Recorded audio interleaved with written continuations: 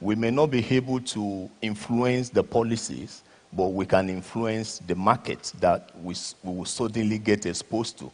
And against some of the antagonists who believe that, oh, this might kill businesses or not, it all depends on how prepared businesses are in facing these changes that are coming. And I strongly believe that by the end of the year, depending on how each of the business is able to reposition itself in terms of innovation, understanding where the best market is, I believe the Nigerian economy can still be great, and provided also, of course, that the global oil price remains stable or a little bit increase. So these are the features of Nigerian economy going forward. These are what we might likely see or experience as we move forward to 2020. Thank you.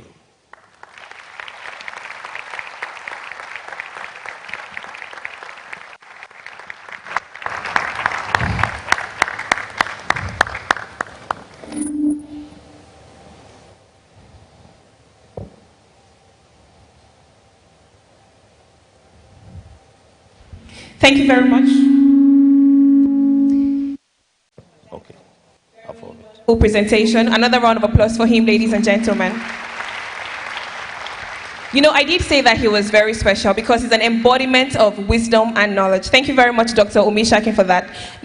Next up, ladies and gentlemen, we're going to have our keynote speaker come up. Ms. Sadiku, she would come up for our keynote address.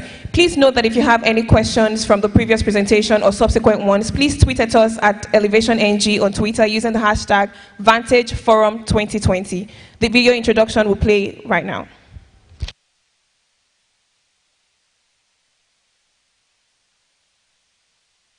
Secretary and CEO of Nigerian Investment Promotion Commission, Nigeria's foremost investment promotion agency since November 2016. Until then, she was the executive director responsible for Stanbic IBTC Group's corporate and investment banking. She managed key relationships with regulators and several other leading corporate and multinational clients in her 23-year banking career. She has also handled assignments for clients in virtually every sector of the Nigerian economy, providing financial advice on a variety of assignments. Ms. Sadiku has been an active player in the development of the capital market by participating in industry committees and chairing the Rules and Compliance Subcommittee, which advised SEC on the rules that guide the operations of Nigeria's Investments and Securities Act for 12 years. She is keen on bringing formal financing to the Nigerian film industry and secured the funding for the movie Half of a Yellow Sun.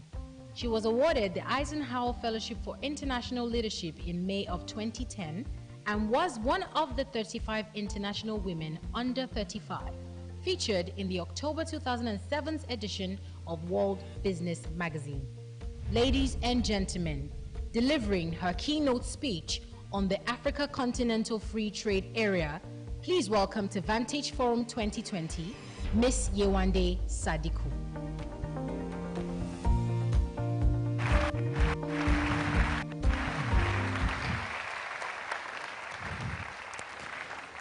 Good morning, all.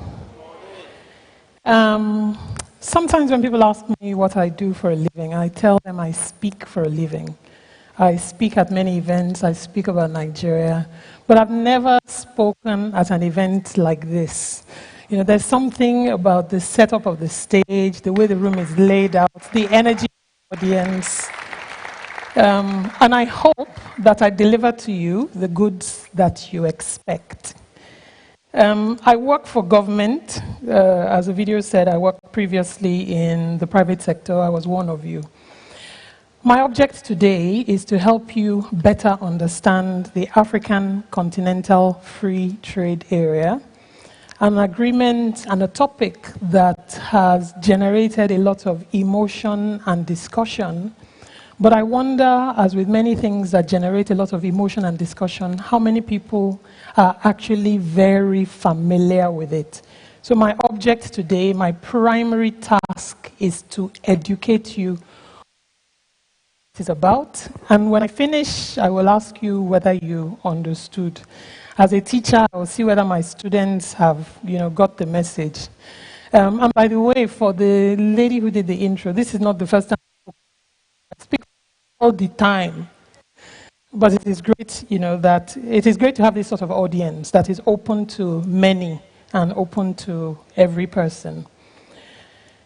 Let me start by asking, everybody is familiar with the African Continental Free Trade Area. Can I assume yes?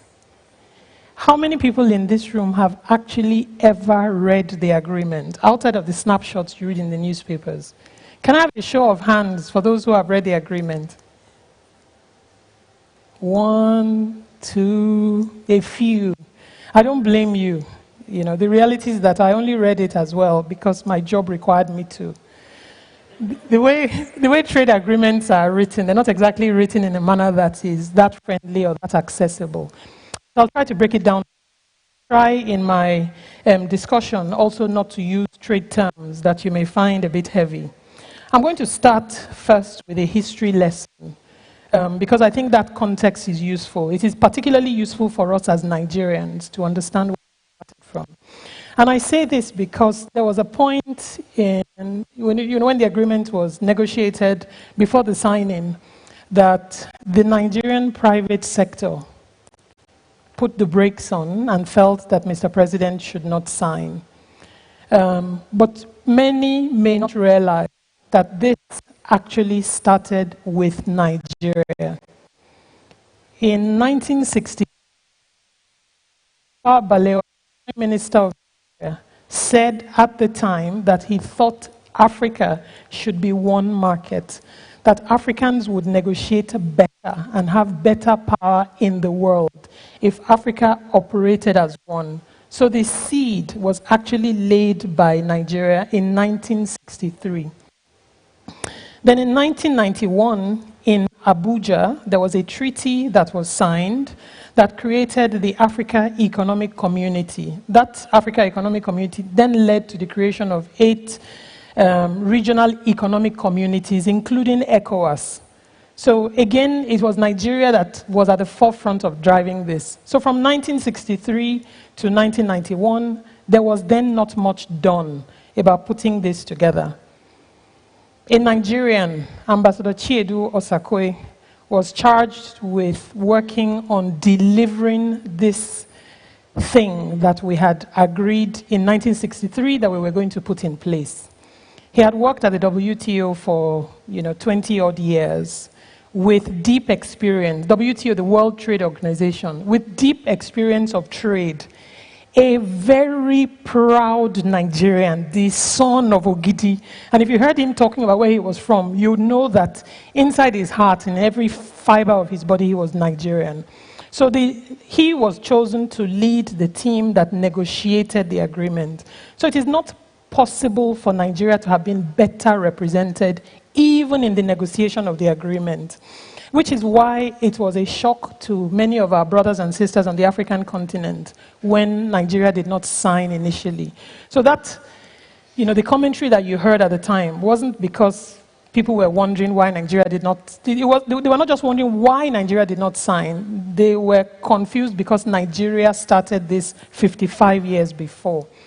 But the right thing for the president to have done when the private sector felt that there should have been greater consultation was, in my view, what the president did, to put the brakes on and let us all, look at it again and make sure that everybody is comfortable. So it started from the Nigerian Prime Minister. The regional and economic communities that were supposed to help us prepare for that journey, was agreed, discussed in Abuja. A Nigerian negotiated the agreement. So Nigeria had quite a prominent leading role. The agreement is fantastic. The agreement is useful. The agreement was created to bring the continent together. It sounds like it's a new thing because it's a 2018 agreement. But how can us trading with each other ever be a new thing? People have been trading together forever. So there are many things that are new, but there are many things that are not.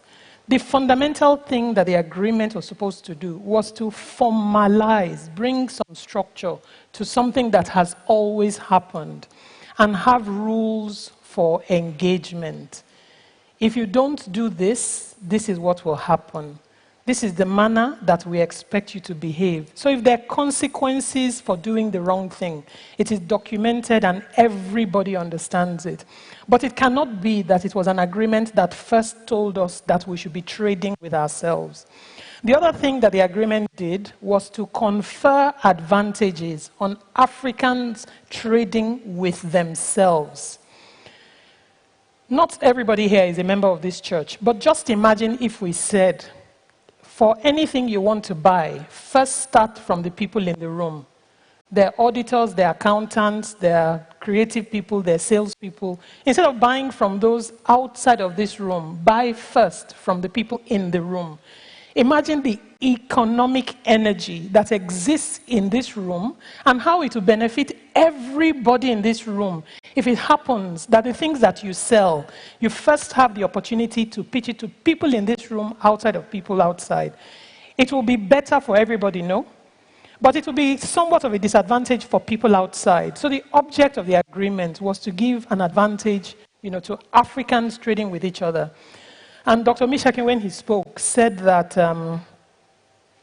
that in many ways Africa is uncompetitive.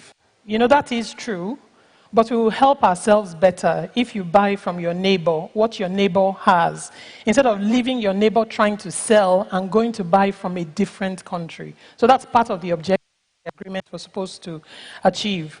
So provide rules of engagement, provide a basis for dispute resolution, and to address injurious trade practices. Deepen the economic integration of the continent, improve trade on the continent. Trade on the African continent, Africans trading with each other, is estimated about 15%. This agreement estimates that over the next 10 years, it will double. But guess what? Intra-trade in Europe is at 67%. In Asia, it's at 58%. In North America, it's at 48%. So on other continents, people are doing a lot more by trading with each other. We will help our own collective economic development if we do a lot more with each other. Africa's share of the world trade is only about 3%. The expectation is that this will double in the next 10 years. So for many reasons, this agreement was created to help Africa's economic development, and it is consistent with Nigeria's own plans. It creates a single market for goods, for services, and for people. And the object is a progressive elimination of barriers. It doesn't happen overnight. It's a progressive elimination of barriers. And I'll speak in a few minutes about what I mean by progressive elimination of barriers. But with full implementation, this agreement will mean that Africa is more competitive, that Africans do a lot more with themselves.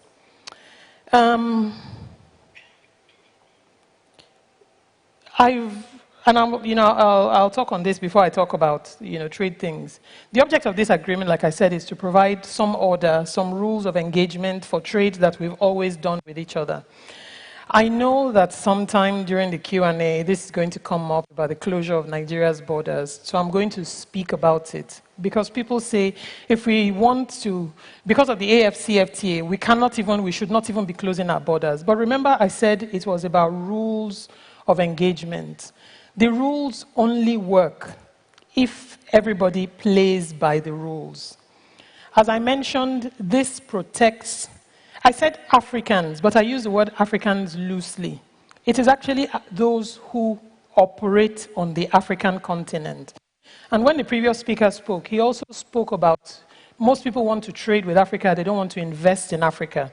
The agreement gives an advantage to those who invest in Africa. When you're trading in the context of the AFCFTA, nobody's going to ask you what your nationality is. Are you African or not? What they call rules of origin only relate to where were the materials made. So long as the materials were made in Africa, and there's a certain percentage content that should be made in Africa for it to meet the conditions for rules of origin. If somebody wants to benefit from that, they should invest in Africa so that they get the benefit of the rules of origin. Now, if everybody doesn't play by the rules, the risk is that things that don't meet the rules of origin, because of the Continental Free Trade Area, because we now say free movement of people, goods, and persons. By the way, free movement of people, goods, and persons in many ways has always existed. We're just creating some rules for it. So if we now say goods can move anyhow and get an advantage, and we're not certain those things were made where they say they were made, then because of the size of the Nigerian economy, we stand at a disadvantage. What many Nigerians see because of Nigeria's size is that Nigeria may be the target economy, that people will be making things everywhere and bringing it to Nigeria. Why? Why would you assume that you have lost in a race that everybody is starting at the same time? What I see, because of the size of the Nigerian economy, that Nigeria is the right place for you to site your manufacturing operations because of the proximity of the access to the biggest market on the continent. Nigeria didn't just become important now. In 1970, the Nigerian population was a quarter of the African continent. The Nigerian population today stands at about 17% of the African continent. If you're trying to site operations, will you not site it where the market is? Will you go far away and then be, incurring costs of shipping and the like? So what Nigeria needs to do, like what other countries need to do, is to progressively make it easier for people to do business in Nigeria. So Nigeria should not be the target economy, but the ideal is that Nigeria is the perfect base for people to operate.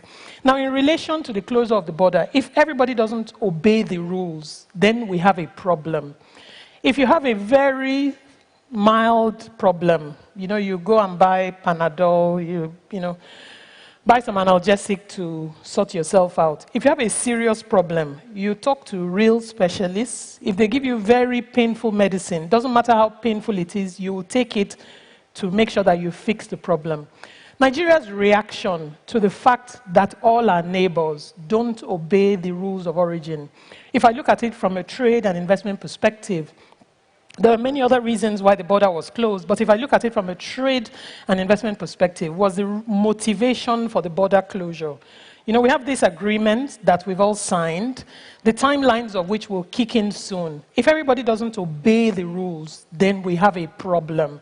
And it will be a big problem because we may then become the target economy when we should be the initiator economy. So it's some people will argue that it was a big reaction, but it's the kind of reaction that you make if you know what your position is, and if others don't obey the rules, the implications that may have for you. Everybody that operates in Nigeria, everybody that manufactures in Nigeria, will stand to benefit from everybody obeying the rules. So that was the reason, and I'm speaking from a trade and investment perspective. Obviously, there are many other reasons, for the border closure, but I thought I'd put that in context for you. So let me talk a bit about timelines for the implementation. I started from 1963, and then 55 years later, agreement is signed in 2018. Nigeria signed in May 2019. The expectation is that, the agreement became effective in May 2019. Nigeria signed in July 2019. Trading under the AFCFTA is expected to begin this year, sometime in July. And there are many parts to the Continental Free Trade Area, but the one that is the first agreement that's been agreed was in relation to how goods and services should move. And I mentioned earlier that it's the progressive removal of tariffs and non-tariff barriers, okay? Progressive removal of tariff and non-tariff barriers. Tariff is the rate that you charge when goods come into your country. A non-tariff barrier is a behavior, the manner in which you treat, things that you don't want to come.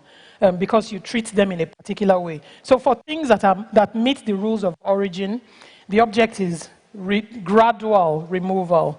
The expectation is that for 90% of the trade that happens, in international trade, there's a long list of things that qualify as trade, and there are about 6,129 items on that list. It will have one kind of rice, it will have clothes of a particular type, but one by one, 6,129 lines.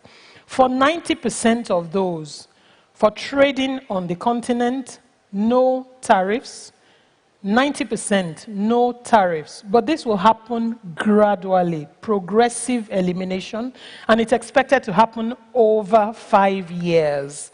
So even though the agreement has been signed, even though trading begins in July this year, there's actually 5 years for the gradual elimination of these tariffs on 90% of the items.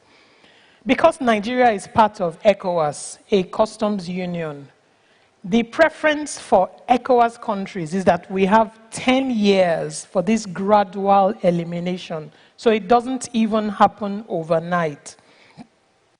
So that's general 90%. Then there's a 10%, yeah? 7% out of that 10% is what they call a sensitive list. Generally, under the AFCFTA, for the sensitive list of 7%, countries have 10 years. Remember, it's 5 years for the 90%. Countries have 10 years for the 7% to liberalize that progressively over 10 years. So it doesn't happen overnight. But for countries within ECOWAS, again, the preference is that they have 13 years for that liberalization. Then there's a balance of 3% that we call an exclusion list. For that 3%, every country can decide 184 items that you want to safeguard for your economy. Because for these items, we have either we have a real advantage, or we think we may be threatened for these items. So it is not even true that it is 100% that trades without restriction and it's happening tomorrow. Because Nigeria is part of ECOWAS, it's 10 years for the 90% gradual elimination, 13 years for 7%, which is the sensitive list, and then 3% exclusion list if Nigeria doesn't want it to come in at all. If Nigeria wants very stiff measures for those 3%, we have the capacity to. So the agreement was designed recognizing that when we talk about readiness, in reality, nobody is fully ready. It's like talking about marriage. Nobody is ever fully ready for it. That's why even after you get married, there are many things that you learn in that journey. I mean, some people are ready for marriage 5 years after they got married. Some people are ready 20 years after they got married. This one didn't give 20 years. But the object is that when you're worried about readiness, please don't be. There are 6 countries in Africa that, from our own estimation, are probably more ready than others. And it's Nigeria, South Africa, Morocco, Kenya, Egypt, and Botswana. Nigeria's manufacturing value add is more than 7 times the average of the top 20 African countries. Nigeria's manufacturing value add is more than 7 times the average of the top 20 African countries. Nigeria has the largest domestic market. So in terms of proximity to market, Nigeria is the ideal gateway economy. Nigerians, and we all know this, I mean, how many of us see products from outside Nigeria, made on the continent, inside Nigeria? If you think about the things that you consume on a daily basis. So there are not that many things, actually, that are made on the continent that come into Nigeria. But we have Nigerian companies expanding outside Nigeria. In fact, what they have faced more is difficulty of access to those markets. So this agreement will make it easier for them to. So especially in the services sector, in the creative industries, professional services and the like, Nigerians are so far more developed that Nigeria has an advantage in that regard. But I don't want to stand before you and say everything is okay, because we all know that it isn't. So there's a risk that Nigeria can become a target economy when it should ideally be the gateway economy. And a number of things that government is doing is aimed at ensuring that the things that Nigeria needs to do. We have challenges with infrastructure, we have challenges with power, with ports, with security. They should be addressed not only as a priority, but as a matter of necessity. But Nigeria is not the only country in Africa that is dealing with those challenges. And as I mentioned, in many ways, Nigeria is better primed than many, for it. And to make sure that, that the value that this represents for Nigeria is fully embedded, the president inaugurated a National Action Committee with stakeholders from various sectors, public sector, private sector, to make sure that the implementation of the readiness actually happens. I'm going to speak for a few minutes about why Africa is the flavor of the moment. In my view, Nigeria is a country you invest in, not because of the challenges you see today, because we see the challenges, all of us see them. Nigeria is a country that you invest in because it is a country of the future. In the same way that the continent of Africa is a continent of the future. Nobody invests because of the past. You invest because of the prospect that you see in the future. 60% of Africans are under the age of 25. By 2030, it's estimated that about 42% of the world's youth will be African. What does youth translate to? All of us know. It's energy. They're digital natives. Young people are not like us that are BBC. BBC is not TVO. BBC means born before computer. But young people were not born before computer. Technology is at their fingertips. And you see it with children. They don't need to read a manual to get something. So the world's consumers, it's estimated that 1 in 4 of the world's consumers by 2050 will be African. The world's labor force will largely come from Africa. The median age on the continent is currently about 19.8. The median age in Nigeria is about 18.3. Globally, the median age is about 30.9. In some European countries, the median age is 45. Roll forward 10 years, 15 years, 20 years. The workforce that they need will come largely from this continent. If we don't have an agreement like this that primes us for readiness, that makes us more competitive, we cannot take full advantage of the opportunities that will come at that time. 11 African countries are amongst the top 10 global resource holders in at least one major mineral. I'll say it again.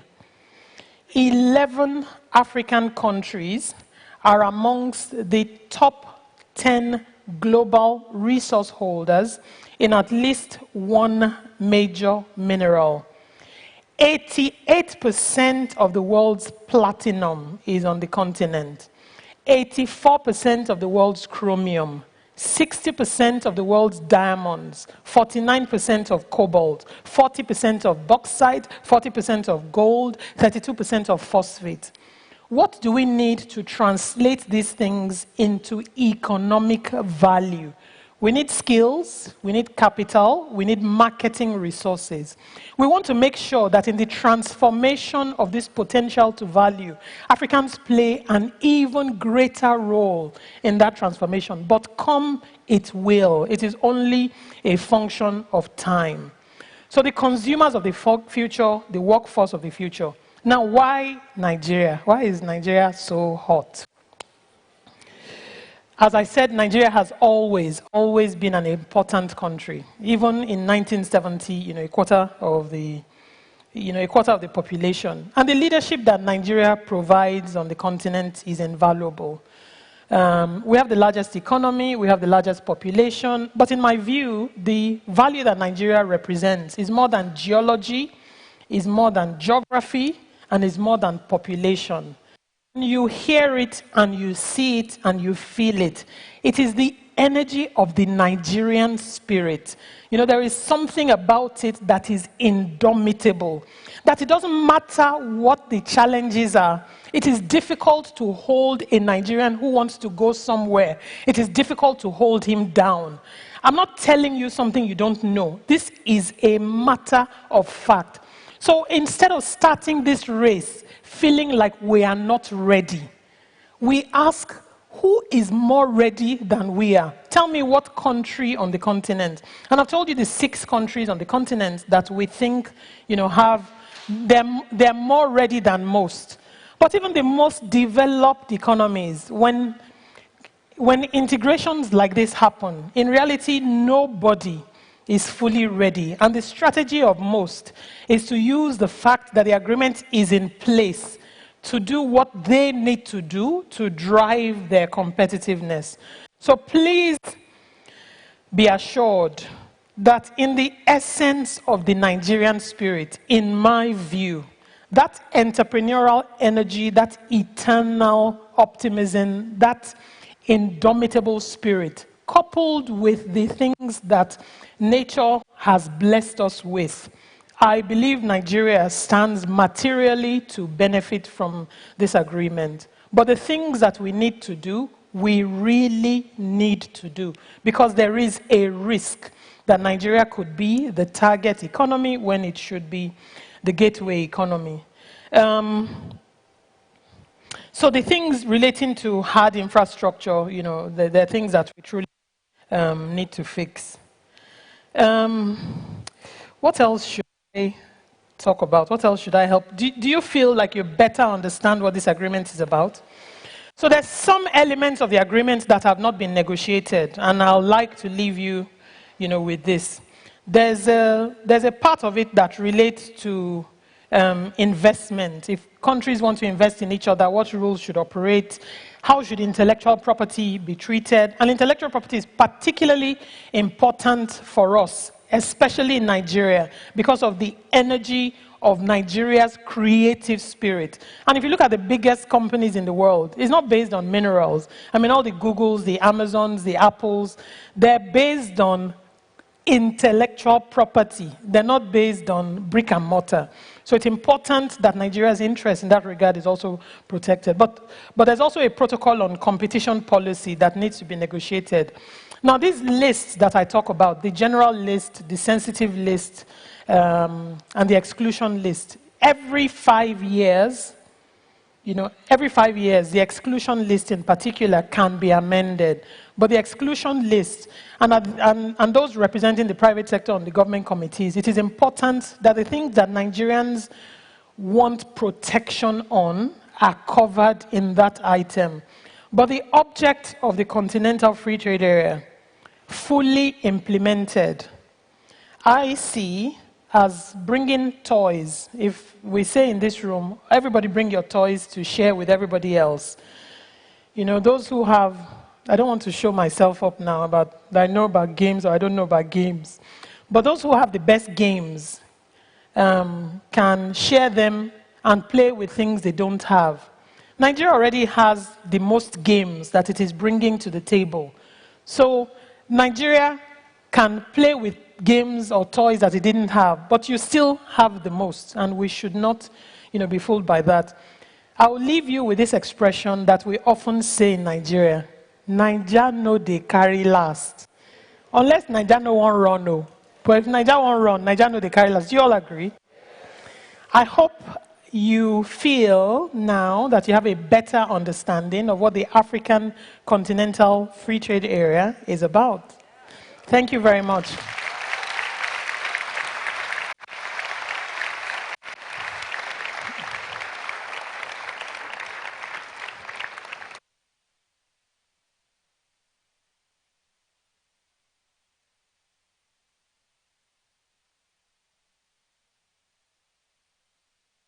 Ladies and gentlemen, another round of applause for Ms. Sadiku.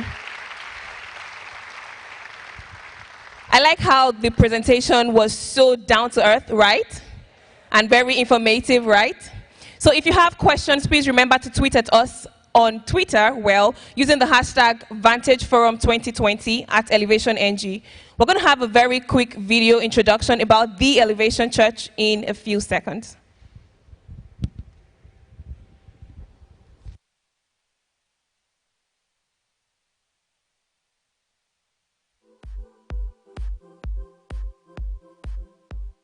Hello, my name is Yemisi, and I'm a member of the Elevation Church. Thank you for joining us at our event today. I would like to take a few minutes to tell you a bit about our church. The Elevation Church has been set up by God to be witnesses of Christ to our communities, whilst achieving greatness in all spheres of our lives. Simply put, we are on a mission to make greatness common, under the leadership of Pastors Godman and Akinlabi. Greatness at the Elevation Church means service. We are servant leaders passionately committed to giving our best to God and humanity. We are involved in numerous community development initiatives, including rehabilitation programs, medical aid outreaches, and benevolence drives, where we set other individuals on their own path to greatness. We believe that reaching out to meet people's needs is one of the most potent forms of spreading the good news. As we know, people rarely care about what you know until they know that you care. For us, the Word of God takes first place, and in every service, you can expect challenging messages that are practical and applicable to your daily life. One thing I personally love about the Elevation Church is that there is a place for everyone. Single, married, middle-aged, or empty nesters, we have got you. There are several interest groups that you can identify with, whether it is in business, sports, art, creativity, media, social skills, music, and so on. For our young people, we have a young adult church called the Life Point Church that speaks the same message but in your language. One thing is certain, regardless of your age, life stage, or status, you can find a home with us. At the Elevation Church, we have different ministry expressions that you can identify with depending on your location.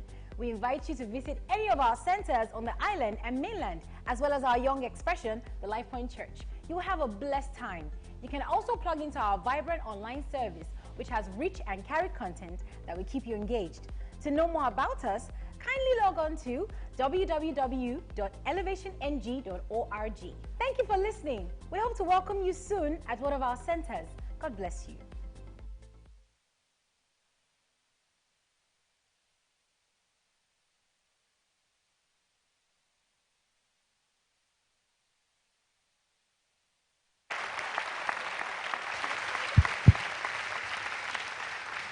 Thank you. Still morning. Good morning, ladies and gentlemen.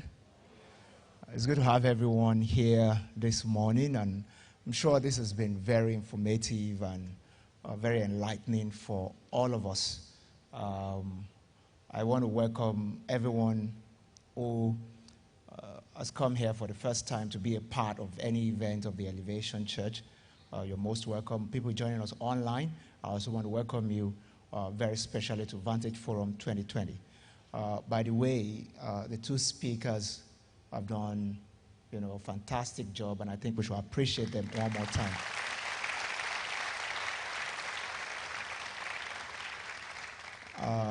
Dr. Omisakin, thank you very much for the insightful presentation. As you actually would expect from an economist, he showed us trends and figures and all that. And I know a lot of people, often may struggle with some of those things. I think the most important thing that I got from his presentation will be what may take us down on the path of another recession, what the outlook generally looks like, and how should I position depending on the industry where I play. Now, the micro issues within the industry, we expect that you should do a lot more, in that area. But the macro issues are things that we're, throwing out for us to be able to interact with collectively. And I love how Ms. Sadiku ended our talk, which is the spirit of the average Nigerian. All over the world, we are known to be indomitable. We're known for creativity. We call it never say die. Yeah. And like she said, Nigerians, we don't carry last. And that's the spirit with which we operate here also at the Elevation Church. Our mission is to make greatness common. And we believe that to make greatness common, we must stand on the premise that everyone has something to offer. That there's a seed of greatness that has already been planted in every human that God created. And for us as a church, we want to create a conducive environment for greatness to evolve in the life of everyone that God will send to us. And that's one of the reasons why we put up events like this, where you just need to register, you come in and get the kind of information that can cause greatness to evolve within you. You know, when you talk about the concept of a sleeping giant, what can wake the giant in each and every one of us up is when we have the right information. When you know what you can do, when you know the space that is available to you, when you know the intangible resources available to you, because most people focus on tangible resources and they limit themselves based on that. But when you understand that there are more intangibles that you are dealing with than the tangible, and that the journey of life, success starts from within. And even when we preach and teach the Word of God, which is what we do in church, we're trying to enhance your capacity to recognize the intangibles. Because everything that is tangible comes out of the intangible. I hope you're getting what I'm saying. Yeah. So when we recognize that and we have enough information to be able to run, we're able to make greatness common and many more things happen in our lives and around us. Having said that, I will also want to add, I have just maybe 5 more minutes, I also want to add that we live in an era where we have to focus on the fact that there's always certainty in uncertainty. Yeah. Within, all the uncertainties that we deal with in the economic landscape and in the global economy, there's always certainty in uncertainty. And how do I mean? That there's God who prides himself at never losing control of anything, even when it looks like everything is, going haywire. And he wants us to have that peace at the back of our mind, because when we have that peace, we're able to interact with our world from the fact that standpoint of even when it looks like things are uncertain, there's still certainty. Some things still work. One of the things that work all the time is that information is key. Direction is key. Speed is irrelevant when I'm on the wrong path. Yeah. And it's information that will keep me on the right path. So even in the midst of chaos, a few days ago, I think there was a remembrance of what happened in, was it year 2000 or so, the bomb blast. I can't remember the exact year, and the anniversary of it was a few days ago. And I still remember January of that year. I remember where I was. I think I was driving between maybe Bagada and Ketu. And when the sound of the bomb blast became really unbearable, I put on my radio in the car. No radio station was, some people were playing music when Lagos was on fire. And I was wondering, they didn't have information. So it was chaos. Right on that stretch between the toll gate and the Third Mainland Bridge exit, people were abandoning their cars, and I was right there, abandoning their cars, and people were running helter-skelter. I looked, were we together? No, okay. Okay, yeah, I remember we're not, yeah. I managed to drive my car up to a friend's house at K2 because I was just thinking in my mind, where's the safest place I can run to? My house was not close to any of those places. So I drove down to a friend's house around Ojota, parked my car, ran into his house, and we put on the TV just to understand what was going on. I mean, I'm telling you, people they have abandoned their cars on the road. People were running. People were running towards Ikorodu. Some people were running towards Ibadan. Yeah. And you know, the way the sound was coming, we actually could not say this was where it was coming from. So, when you are running a direction and you just hear, boom, you feel like maybe you should run in another direction. You know, a lot of people died that day, especially around the Ejigbo side of Lagos. Yeah, people who ran into the water or something, river or something. A lot of people died that day. I still remember somebody was telling me that they were at an evening service at a church, that his dad stood up to tell the pastor to stop preaching. Yeah, he said, stop preaching. Didn't you hear what was going on? Let's shut down this thing and let's run for our lives. And when the pastor will not stop, people started scaling out through the windows and all that. No, because the entire building was, you know. Now, this is where I'm going. This is where I'm going. In the midst of that uncertainty and all kinds of things happening, I gained direction when I got some information about what was happening. Let's welcome Dr. Wigwe into the auditorium. Welcome, sir.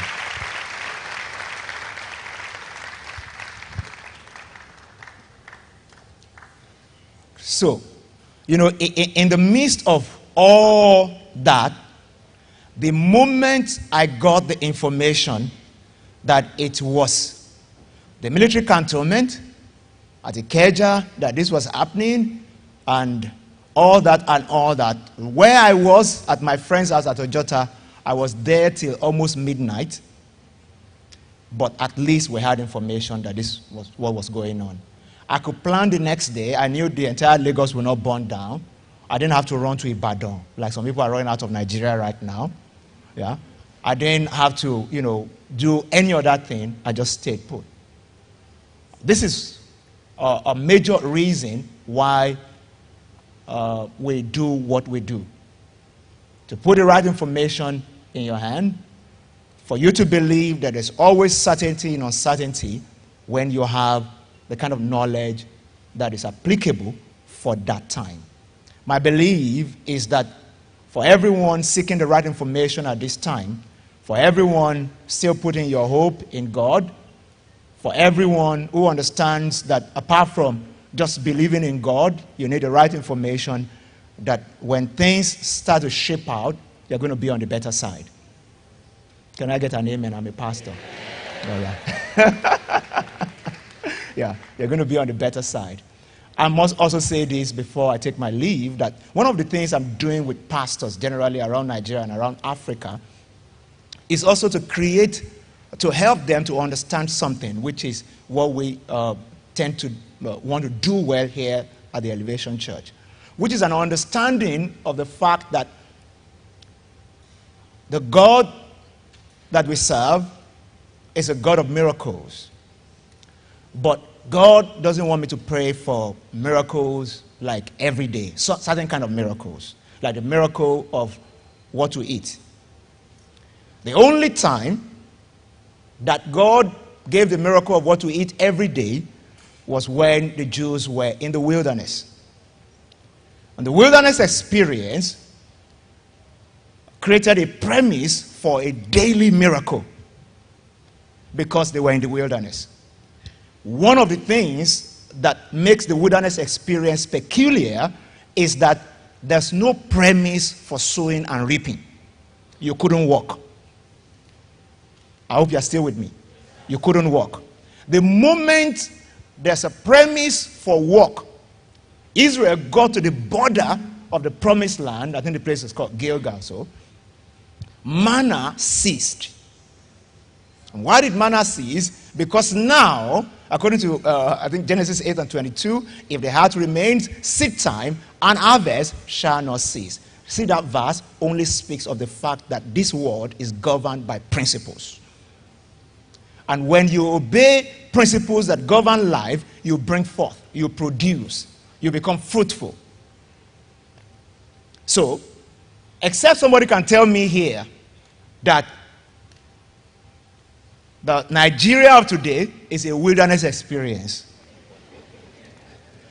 that you cannot plant and get something to come out, that you cannot put effort in and get a bit of, maybe not the entire result you should get because of certain limitations, but you get some measure of result, then there's no premise to put all the responsibility on God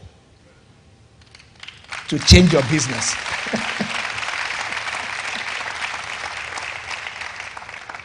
So, it's on that note that I would like to challenge all business owners here, all executives here, that the journey of growing the economy of Nigeria, the journey of moving Nigeria a notch higher in our place in Africa and around the world starts with all of us. And we must take responsibility. And we must not give, the fact that we know God, we're children of God, as the excuse for not putting in the amount of work that needs to go into what we do. God promised that He's going to bless the labor of our hands, but He didn't say we should tie our hands. And He didn't say also that we shouldn't get enough information.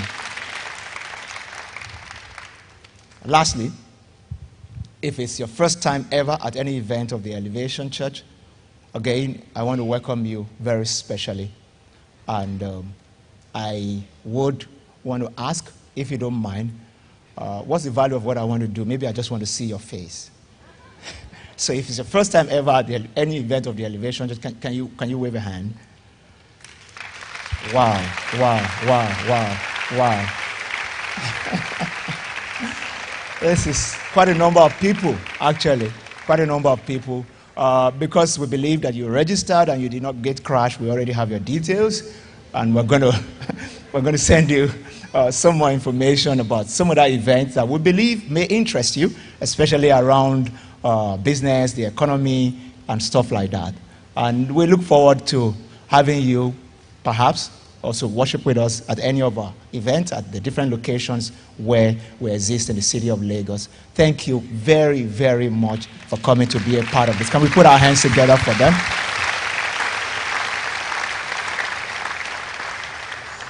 All right.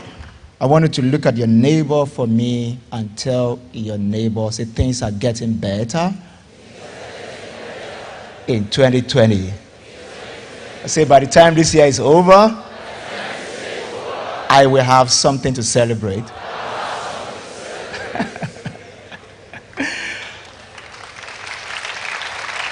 So, for all of our speakers, I may not have the opportunity of doing this openly again. I want to say a big thank you to you for coming to be a part of Vantage Forum 2020. Dr. Herbert, Wigwe, thank you for coming. Ms. Yewande, Sadiku, thank you for coming. Dr. Omisakin, thank you very, very much for coming.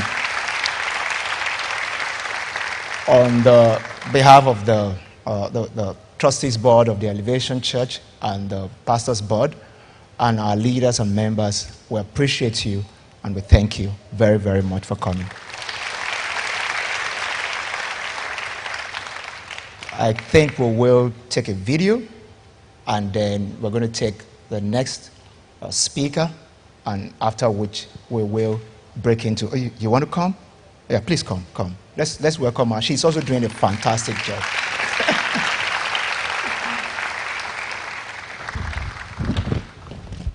Thank you very much, the convener, the lead pastor, Elevation Church, Pastor Godman Akinlabi. Another round of applause for him, please.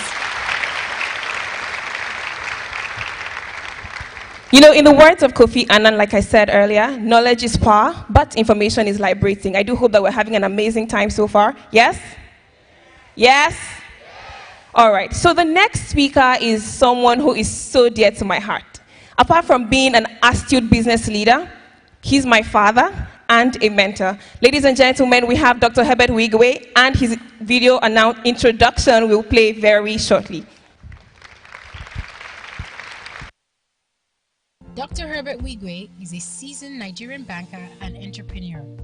He is the Group Managing Director and Chief Executive Officer of Access Bank PLC, which is currently one of Nigeria's leading banking institutions, ranked among the top 500 global banks. He's also the chairman of Access Bank United Kingdom and a director of the Nigerian Mortgage Refinance Company PLC. Dr. Wigwe has served as a chairman of several boards and is a fellow of notable finance institutes with several degrees to his honor. His career in financial services spans more than 25 years. He's also a man who appreciates the innovative potential of young people and aspiring entrepreneurs and actively invests in their development through mentoring programs. Under his leadership, Access Bank has won a number of awards, and he has been named Banker of the Year separately by The Sun and Vanguard newspapers, two of Nigeria's prominent newspapers. He was named co-chair of Nigerian Business Coalition Against AIDS, which is a private sector initiative to support persons living with HIV/AIDS and help eradicate the pandemic from Nigeria. He has also successfully partnered with UNICEF to offer support to vulnerable children, orphans, and internally displaced persons in the northern part of Nigeria by organizing the annual Access Bank UNICEF Charity Shield Polo Tournament, which holds in Kaduna and London. Ladies and gentlemen, with a standing ovation and a round of applause, welcome to Vantage Forum, Dr. Herbert Wigwe. Going to go up right now? Okay. Thank you.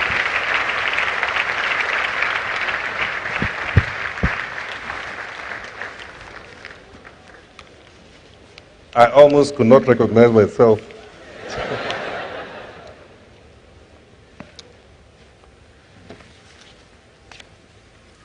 Good morning.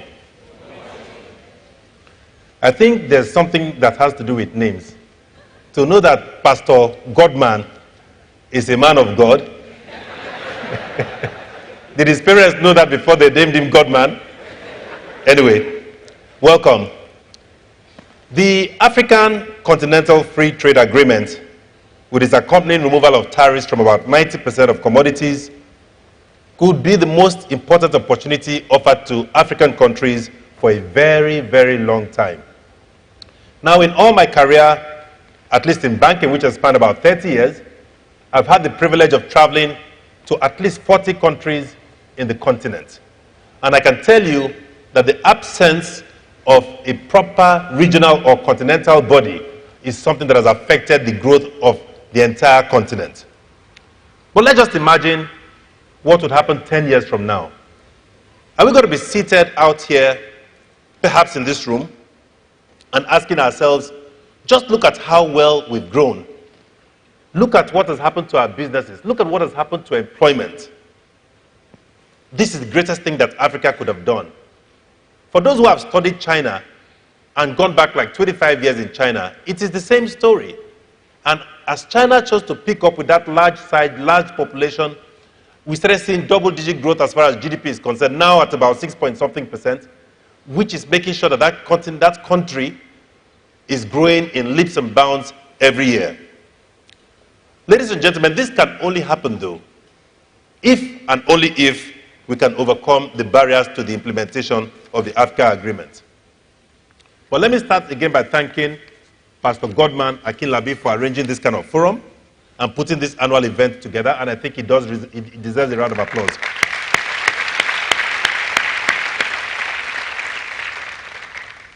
The timing couldn't be better. I guess every year we would normally sit down together at the beginning of a year to understand what the year holds for all of us in different fora, and begin to think of what opportunities that we can harness in that coming year. The insights and in-depth discussion that comes from this event, this one specifically, is invaluable.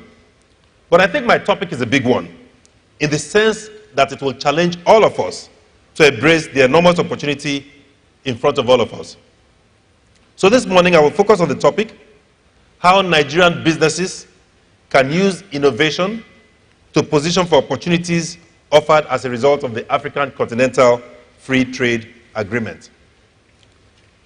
But before I go on, I think it's appropriate to also summarize the performance of the economy last year as a backdrop against which we shall look at the opportunities. I think we're quite fortunate with the price of oil at about $66 to a barrel. It started the year at about 62. We've seen population growth rate at about 2.6%. I don't know if it's a good thing or a bad thing. There are several people that think in developed markets that is a bad thing, but I don't think so. I think if we have the right structures in place, it may perhaps be a great thing for all of us. We've seen uninspiring economic growth. I think GDP growth rate has been in the neighborhood of about 2.3% and all of that, and we have population growth rate at 2.6. So that begins to put some pressure on all of us. The main drivers of the economy, again, remain oil and gas, agriculture, telecoms, manufacturing, transportation. Oil and gas obviously tops the list because that's the major export earnings for the country. Again, I don't know if it's a good thing. Before oil was found, we were very strong as far as agric is concerned. We're exporting everything, cocoa, groundnuts, etc., palm oil, and all of that. But I think as soon as oil came, and of course petrodollar that happened in the 70s, what happened to all of us was that we basically shifted from producing agricultural products and focusing on oil and gas. Other countries like Norway basically kept all the earnings from oil and gas into a separate reserve and started doing other things to continue to ensure that they had a balanced economy. The IMF estimate for economic growth in 2019 will be about 2.3% and is expected to be about 2.5% in 2020. Exchange rates remained relatively stable. The investors and exporters window, which is an approximate rate or approximate market where you can determine where the price of foreign exchange is about 364. And so the central bank has done a pretty good job in terms of injecting dollar when necessary to ensure that the rates are kept at a decent level. Inflation at 11.34%, not a good sign. Some of it is coming as a result of the border closure and consequent food supply pressures. But then, it's also a good thing. However, with the African Free Trade Agreement, it does have some implications. It's a good thing to the extent that in the short term, at least let's ensure that local industry is supported and basically can begin to grow. Foreign reserves and buffers slow down. It's now at about $38.62 billion, but more than enough to cover 3 to 6 months of imports, which most economists will say is the appropriate level. But it dropped from about $43 billion. CBN's benchmark interest rates for those who are in finance dropped by about 50 basis points to 13.5. So we're seeing mixed signals, but in the main, the economy has remained stable. However, certain measures that the central bank has taken to start to force interest rates down, we've seen treasury bills drop to about 4%, depending on whether it's 9 months or it's 90 days. And the whole idea is, can we begin to force domestic interest rates to start coming down to single digits? However, the downside is the fact that inflation is still at double-digit level. So that in itself can create its own complication. However, if properly managed, all right, you can start to see increased lending to the private sector or the real sector more and more at levels that basically start to converge at single digits. So in summary, I think that the economy, as far as performance is concerned, can be described as fair. But there's a lot of room for improvement. Now, having looked at that backdrop, let us talk about the topic that has brought us all here today. Against the backdrop of our economy's fair performance last year, what is ahead of us? And what is Afka all about? Now, the African Continental Free Trade Agreement is an agreement that has been signed by 54 out of the 55 countries in the continent. I mean, the only country that is exempted was Eritrea because of the pressure and the tensions with Ethiopia. The agreement is supposed to create a single market across the entire continent, And the whole idea is to facilitate free flow of goods and services and investments across the continent, if it truly can be achieved. It's a big problem. Again, one of the things that will surprise all of us is that if you go back to the 70s, and perhaps a bit longer from our history, all right, you would find out that those who were shouting about Pan-Africanism were people from East Africa, all right? So the likes of Nyerere, and of course people like Kwame Nkrumah in West Africa. You also have Houphouët-Boigny in Côte d'Ivoire. But after that level of leadership left, people started creating greater barriers, and we started requiring visas to go to most of these countries. Even when you want to invest in those countries, you would have great difficulty. Taking your monies out would be a lot of problem as well. But what this agreement serves to achieve is that it wants to harmonize and ensure that there's a single market across the entire continent, all right, allowing for free flow of investments, free flow of human resources, all right, free flow and movement of goods and services. It's expected that this single action should lead to Africa's net income growing by about $2.8 billion per annum. I think it will be better, if you ask me. Just because I've traveled across, I understand and I see the sheer potentials that exist around contiguous free trade zones, all right, or regional trade zones. And just imagine that goods could move from here to Ghana freely, all right, or from here to Cameroon, which shares about 1,400 kilometers of boundary with us freely, all right, and the same thing moving to other parts of Central Africa. I think there's just so much potential. But Nigeria did not sign initially.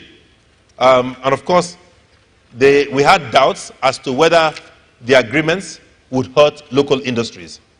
And this is a real risk, which I think I will need to address shortly. We eventually signed in July, after widespread consultations, with raised hopes that there would be lots of gains for our economy. But once we put pen to paper, instantly, the African Continental Free Trade Agreement was put in a very, very strong position to negotiate with other regional bodies. And the reason is simple. Nigeria properly should be the largest economic zone in the continent, perhaps followed by South Africa or maybe by Egypt. Now, we have 200 million people with a GDP in excess of 376 billion. I think it is a very, very strong force. So what has happened is the fact that Nigeria joining has meant that, in fact, even the World Trade Organization since 1994, everyone has said that since that time, we have not had any zone that is as strong as Afka because of the sheer number of participatory bodies and i.e. the number of countries and the population of the entire continent. So this whole thing is going to boost intra-African trade to 52.3% from the current 16%. The way it works today is that there's a lot of smuggling that happens across the continent, even across zones, between Nigeria and Ghana, Nigeria and Cameroon, Nigeria and Benin, etc., etc., etc. Imagine if these things did not happen, and we all played to our competitive strengths. It would be a totally different thing. And you would see greater flow of traffic, greater expansion in terms of our industries. We can hire the best labor across the continent, all right, without any issue. And what would that mean as far as regional growth and expansion is concerned? You start to see more and more trade happening properly and freely across the entire continent without any problem. Today, I think that level is about 16%. And the reason it's happening is that some parts of the continent, perhaps in Southern Africa, are better than what you have in West Africa. In East Africa, it's also happening, all right? But in West Africa, and of course, joining into Central Africa and the rest of Africa, not much is truly happening. And of course, by the time you also include the Maghreb, you will see that not much is happening. But with all of this, Afka should be able to drive intra-African trade to as much as 52%. It's also expected that it will serve about 1.3 billion people with a GDP of about 2.5 trillion. I don't know about the 1.3 billion people because I think our own population growth rate, if we continue at the rate at which we are going, you will find that this figure will become much smaller than we ever imagined. The UN has projected Africa's population to grow to approximately 1.5 billion by 2025. And the IMF sees the free trade zone as a potential economic game changer, saying that the trade deal could also boost global growth. Today, when you take individual countries and you look at the contribution to world economy, we are just a dot and lost in rounding. But when this thing happens, all right, it means African businesses will be bigger and stronger.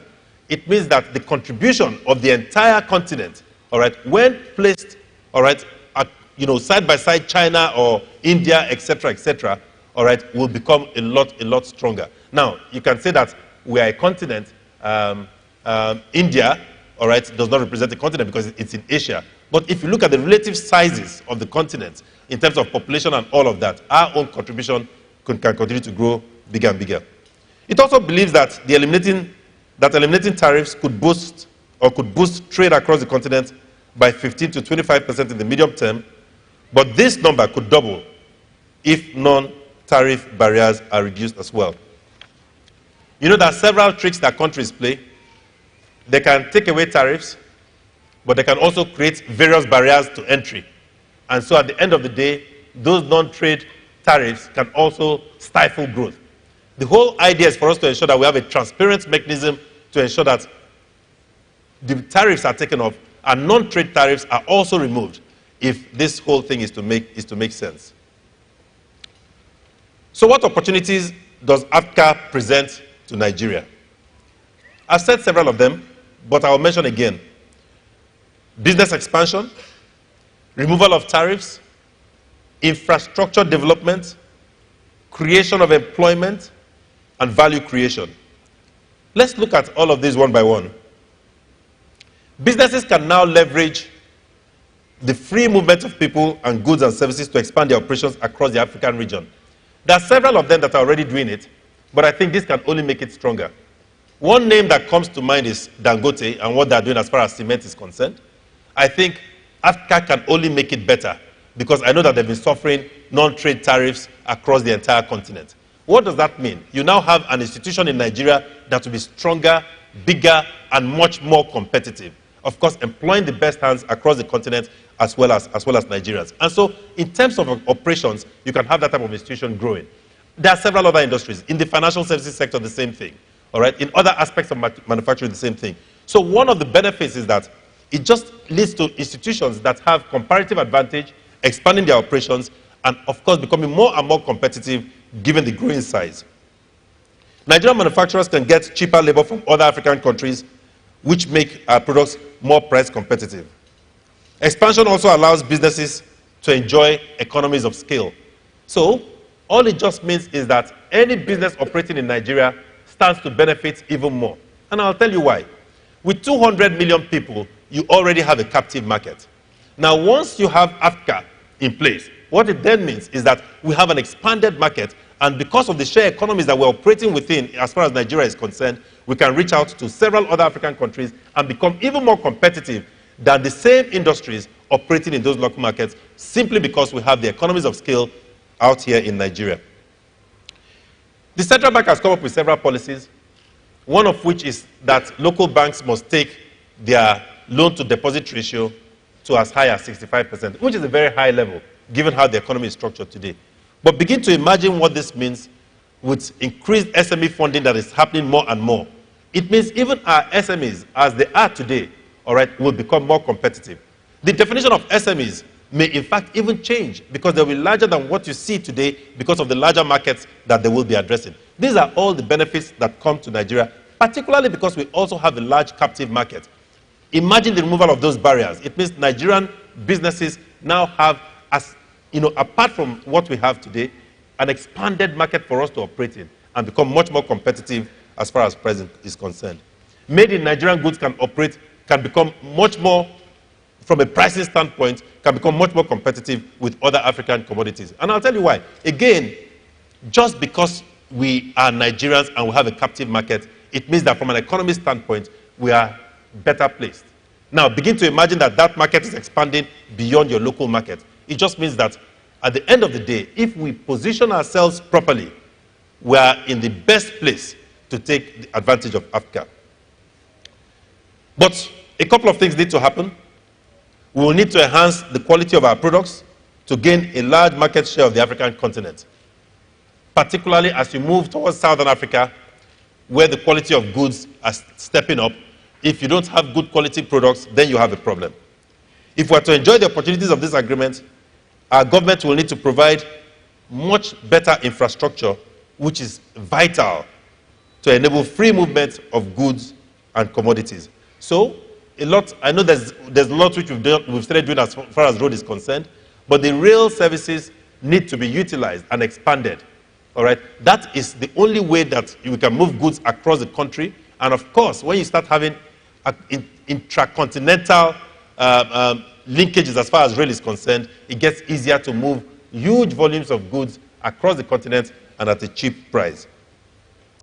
This would lead to a win-win situation for all Nigerian businesses and, of course, the entire African continent. I recall when we went to Rwanda as a bank, and that was in 2007. At that time, you did not have any West African banks in the small country called Rwanda. I've seen that country improve in infrastructure as more and more African banks, Access Bank, some of our comparator banks have moved into that country, taking capital out there, and so we've seen the impact on the infrastructure. But let me tell you what happened subsequently, just to give you, a basic understanding of how this thing works. There's an airline called Rwandair, which is the local airline there. That airline never ever came to Nigeria. It was a regional airline and operated between Rwanda, Burundi, perhaps Congo, Uganda, etc., etc. That airline has daily flights to Nigeria today, because what is now happening is that there's increasing trade and movement of people from Rwanda to Nigeria. We have several Rwandese who are now living here, who are married to Nigerians, and vice versa. So all of this, begin to look at it from a global level and what happens across the entire continent. So it becomes easier for somebody in Namibia to come and do business here, or somebody in Nigeria to go and do business in Namibia, or the same thing moving up to the Maghreb, etc., etc., etc. So it will create so much employment opportunities across the entire continent, particularly for Nigerians who have one of the highest populations in the continent. And of course, as people know, more than 50% of our population is made up of people below 30 years. So we expect that it would have its impact in terms of reducing the unemployment level, which is as high as 23% in Nigeria today, and it would lead to an increase in our aggregate income. But as I mentioned, competition with African products will necessitate that our products begin to improve in quality. And I have no doubt that it would happen. I've seen different things since we reduced the importation of rice into Nigeria. I think the quality of rice that we have and we consume has gotten so much better and better suited to the local palate. When we used to import huge volumes of rice from Thailand, what people don't know is that sometimes the rice that we received in Nigeria was kept in storage for 3 years. Just imagine what we're taking into our system, all right? Almost like poison. That is what we brought in and was being dumped out here. Now, the production locally initially was not as good as people thought, but we got suited to the local palate. Now we're having better quality rice, and I think that one of the best things that we did was basically that whole thing of supporting and ensuring that we have good, that we begin to support ourselves inwards. So what Afka will do is basically ensure that the quality of our products will now have to compete with that which we find outside Nigeria. And I think if we take what has happened, all right, we stand in a great position to be able to compete, not just across Africa, but globally. The development of regional value chains would ensure that manufacturing, agro-processing, and other activities across the continent are stimulated to supply the market. This, in the long run, will strengthen the capacities of Nigerian businesses to access and supply not just African markets, but like I said, the world at large. But how can Nigerian businesses use innovation to position themselves to take advantage of the opportunities offered by Afka? I think we've also seen in the last 10 years huge changes as far as consumer preferences and behavior is concerned, and how imperative it is for business innovation to be deliberate, relentless, and continuous. There are many ways for Nigerian businesses to use innovation to position themselves for opportunities that Afka presents. First is online sales. In the past, you needed to go to a physical location to make sales, but I think more and more from what we are seeing, the creation of virtual markets is happening more and more. and we're seeing it in the creative industry. Most of the goods that you find in Nigeria that is local wear, all right, is desired across the entire continent. All you need to do is to travel to Zambia or travel to Uganda or other parts of Africa and how they praise people, even in the fashion industry in Nigeria.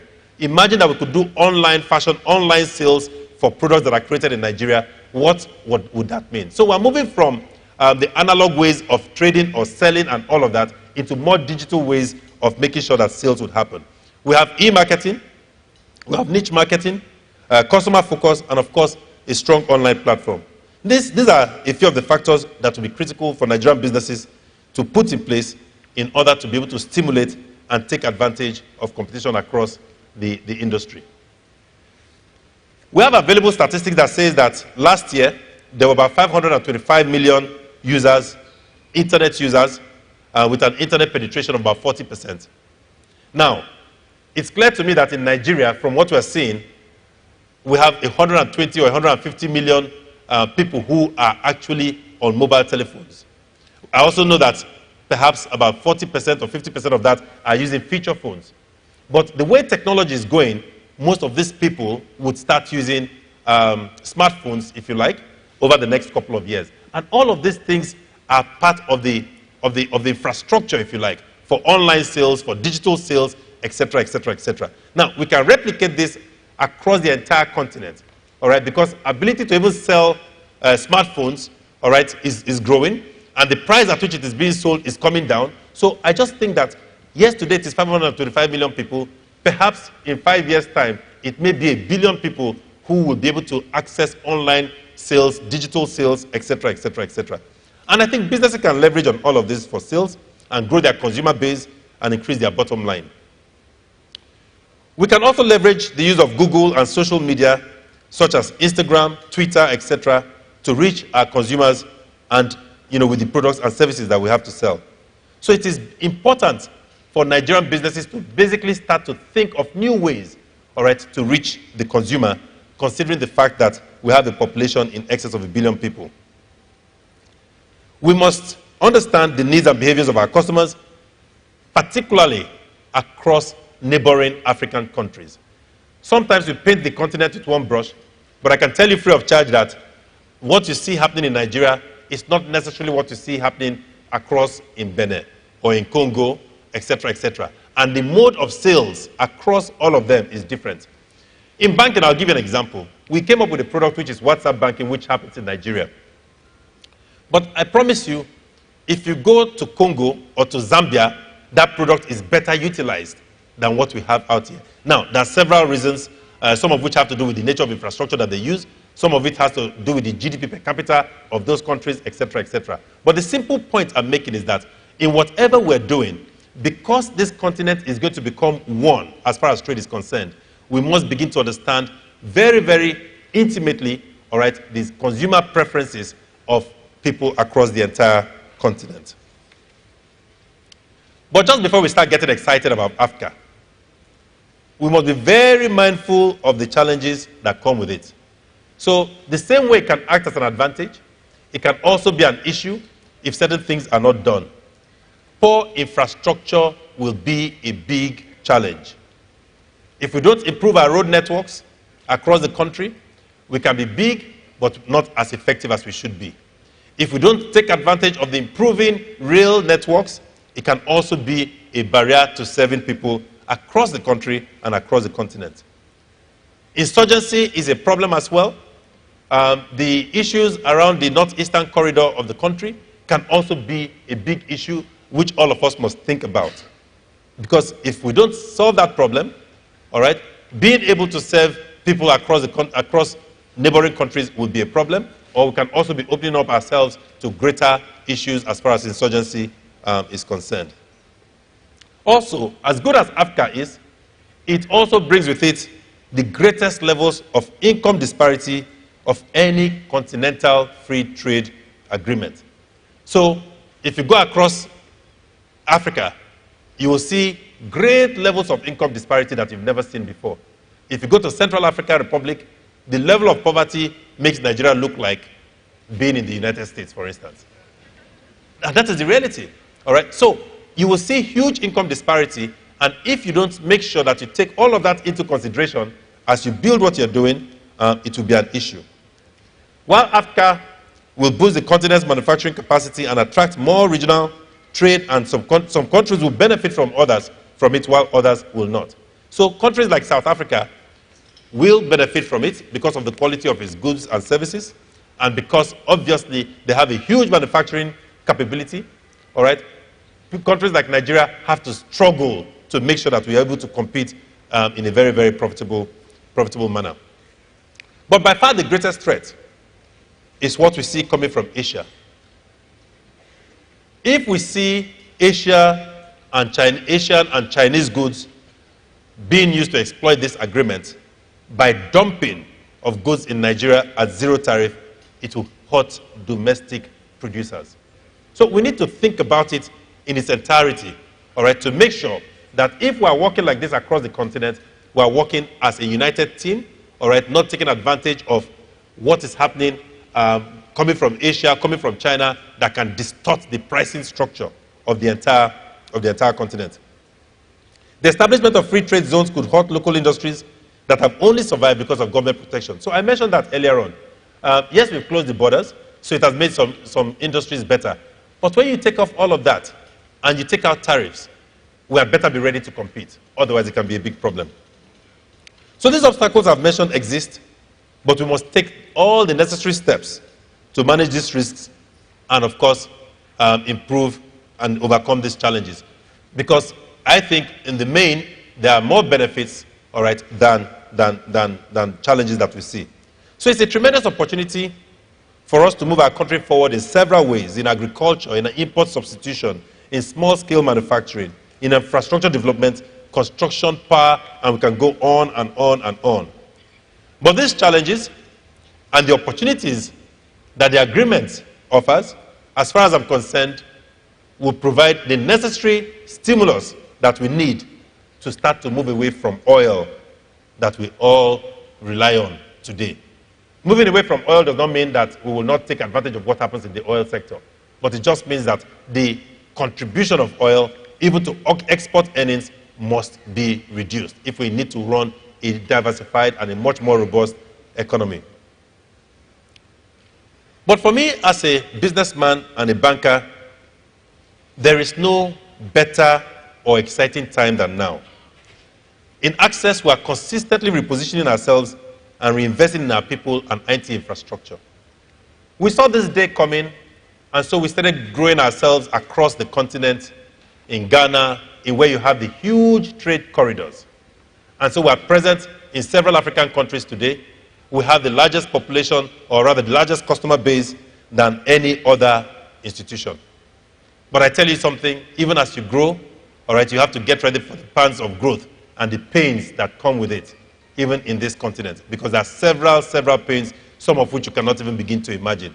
Some of those pains don't even have to do with running your business, but just because of the relative positioning of your institution. So as Africans, we need to think a bit differently, all right, and learn how to support ourselves as we grow. We believe that our business is more than banking. We believe we must continue to support small and medium-scale businesses. We believe that we must support and we must be gender-friendly, i.e. support businesses that are run by women. If you're a woman here and you don't bank in Access, honestly, I'll be surprised. You know, because the whole idea, and I keep saying this, and I've said this several times. If you take proper statistics of results of performance of female all-girls schools compared to all-boys schools or co-ed schools, the results of all-girls schools continuously is better than co-ed or all-boys schools. I'm not saying this to try and manage, I'm just telling you facts. So why do we find ourselves in a situation where we tilt it towards the other side, where we support male businesses and we don't support female businesses? Meanwhile, our own experience in lending to female-owned businesses is that the rates of default are extremely low. I think that the women deserve a round of applause, even if men are here. So it's important, and it's something we've done and we believe from the bottom of our hearts.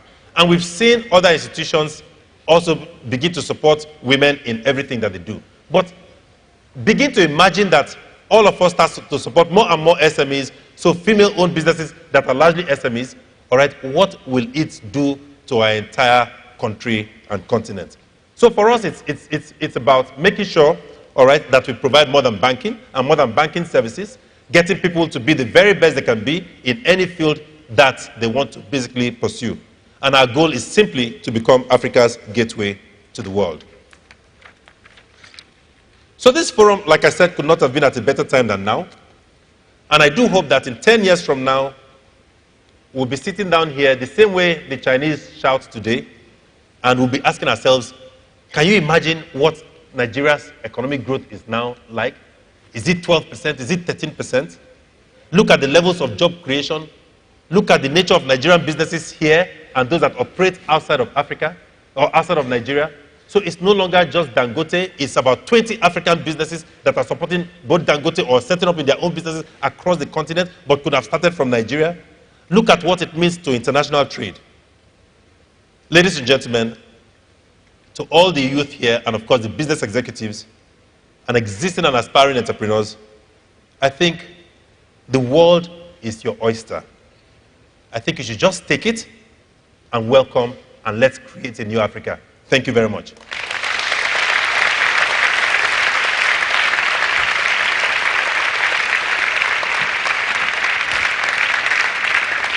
Thank you very much.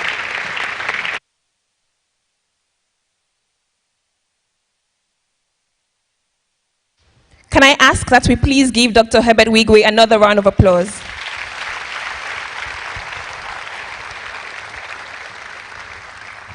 I did say that today was going to be exceptional and amazing, and I can tell you for a fact that the three speakers have been fantastic, right?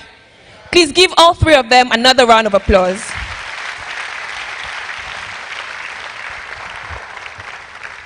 Thank you very much. We're going to have two videos play very quickly before we have a panel discussion. If you have questions, remember to tweet at ElevationNG using the hashtag VantageForum2020. The videos, please.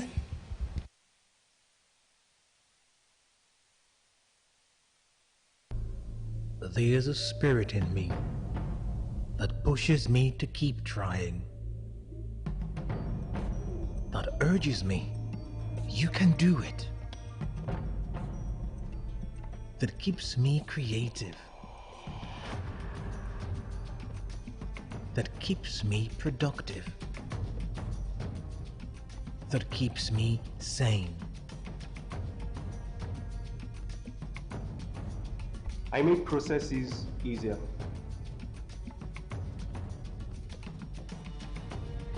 I keep them healthy. I lift people's spirit. I bring out our local flavor and make it global.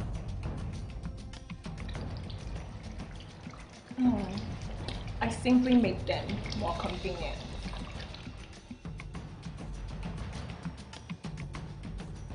I make people smile. I groom tomorrow's leaders. What will you do with what you can do? There's a spirit in you.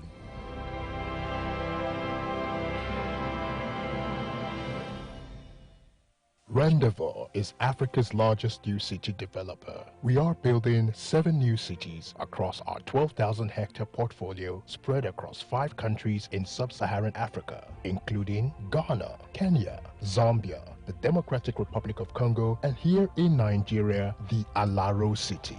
Alaro City is a mixed-income city-scale development conceived as 2,000 hectares in the Lekki Free Trade Zone. The city has areas for offices, logistics and warehousing, homes, schools, healthcare facilities, hotels, entertainment, and 150 hectares of parks and open spaces. The city also holds full land title with certificate of occupancy. Located in the northwest quadrant of the Lekki Free Zone, Lagos, Nigeria, Alaro City is situated on the Lekki-Epe Expressway for ease of transportation to Lagos and towards the rest of Nigeria, and in close proximity to the largest deep-sea port in West Africa, which is currently under construction. The Free Zone receives a number of benefits targeted towards its developers and occupants, which includes zero corporate income tax on Free Zone income, zero withholding tax on dividends, zero VAT on purchases made within the Free Zone, no custom duties on imports, revenue collection in US dollars allowed in the zone, no inspection of import until arrival on site in the zone, exemption from FX controls, repatriation of foreign capital investment and gains in the zone, up to 100% foreign ownership of businesses, and extra trade quotas. For more information, visit www.alarocity.com. Alaro City. Invest, live, and work in the Lekki Free Trade Zone.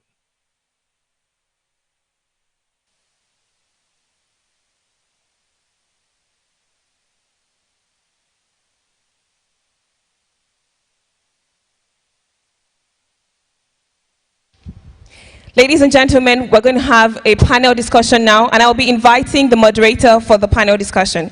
She is Chinwe Egwin, an economist with strong analytical and research skills. She currently works at FBN Quest Merchant Bank, an arm of FBN Holding. She possesses a sound understanding of the interlinkages between various macroeconomic indicators. She has notable practical experience in producing policy-relevant economic research reports, which cover fiscal profile, FX dynamics, interest rate, trade, GDP growth trends, reserves management, inflation, and sectoral trends. Using her wealth of knowledge, Chinwe has produced over 400 published economic notes. She has been listed as one of the 100 most inspiring Nigerian women by Leading Ladies Africa in 2018. She was included to the Corporate Nigeria Power list as one of the 10 most influential professional Nigerians under 40, and also recognized as a leading woman in banking by the Association of Professional Women Bankers, an arm of the Chartered Institute of Bankers of Nigeria. Chinwe has been nominated as Young Professional of the Year by Future Awards Africa and won the 2018 Her Network Career Woman of the Year. Ladies and gentlemen, with a resounding round of applause, please join me as I welcome the moderator for the panel for today. Thank you.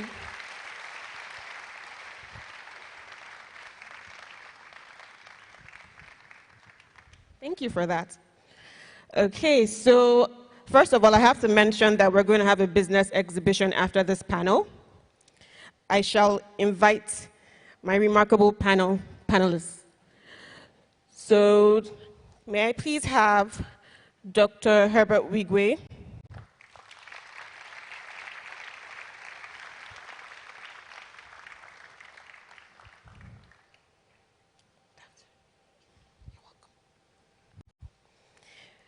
I would now invite Ms.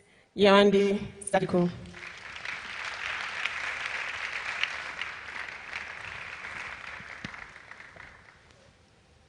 And last but certainly not least, Dr. Omisakin.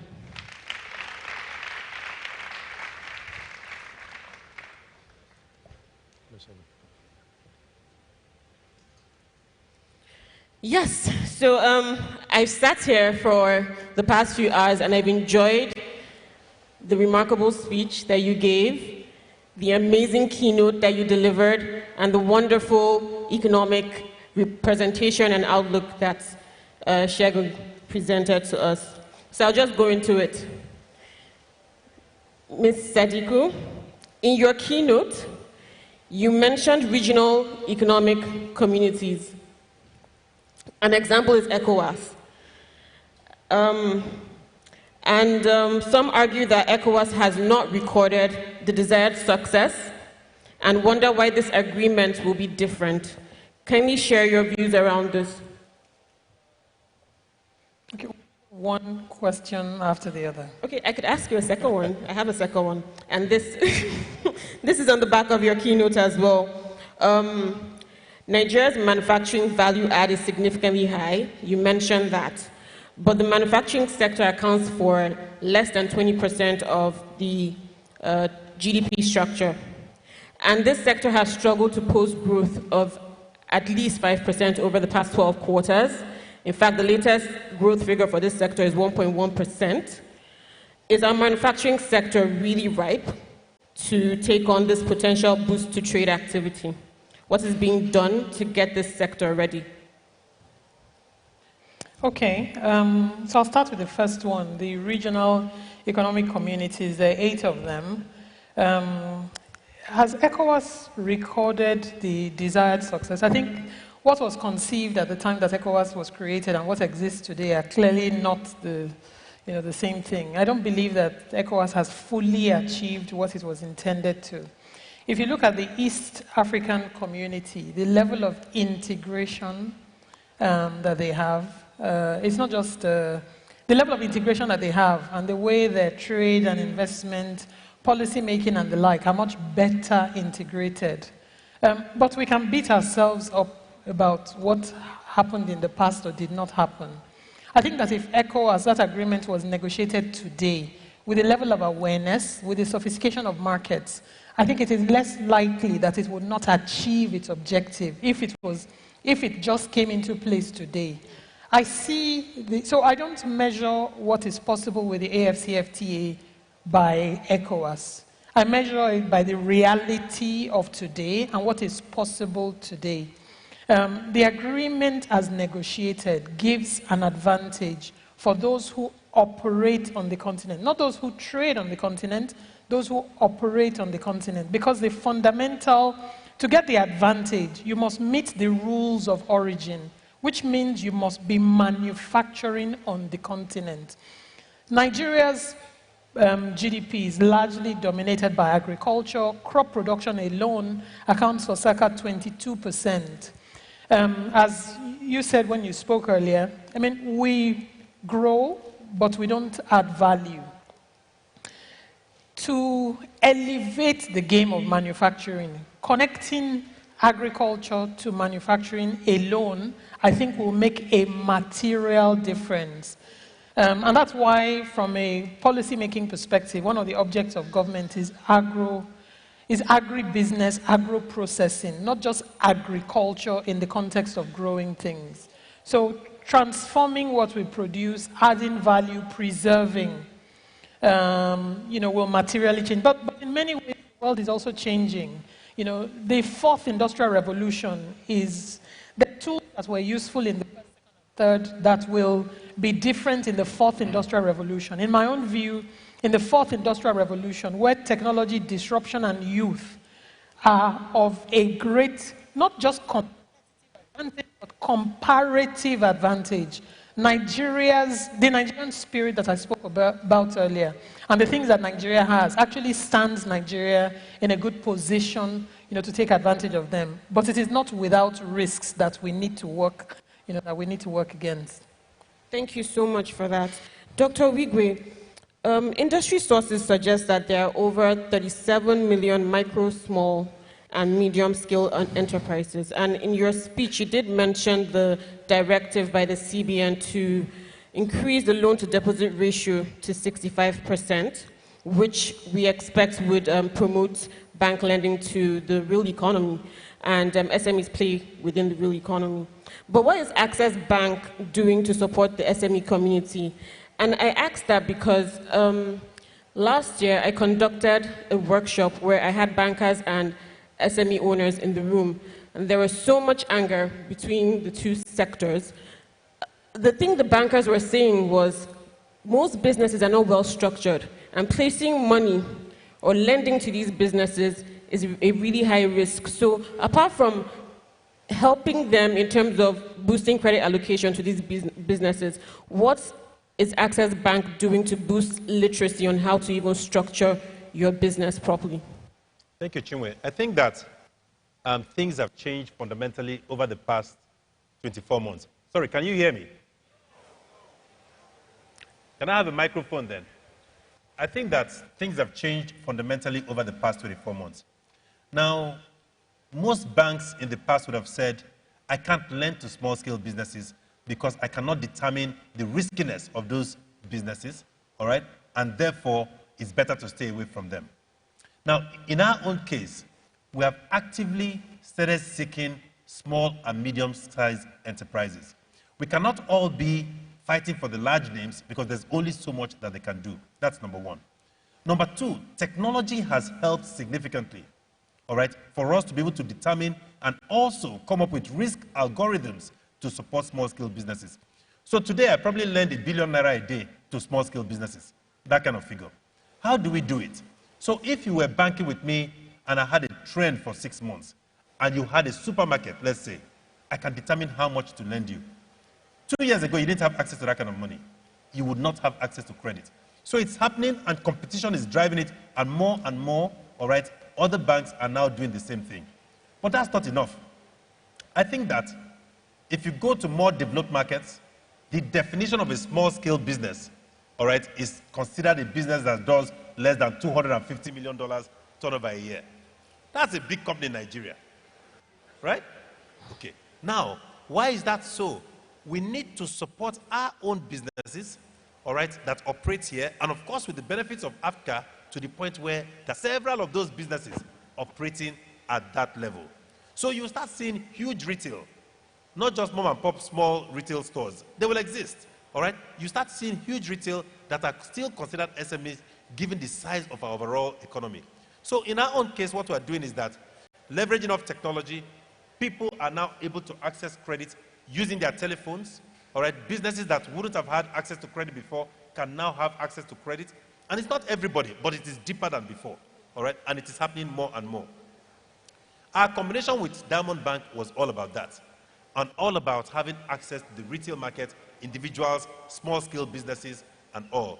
And one of the benefits that that institution had was the fact that they had started building a lot of the analytics and intelligence about small-scale businesses. So we leveraged it and started partnering with the likes of Microsoft, with Google, etc., using artificial intelligence to start lending more and more to people.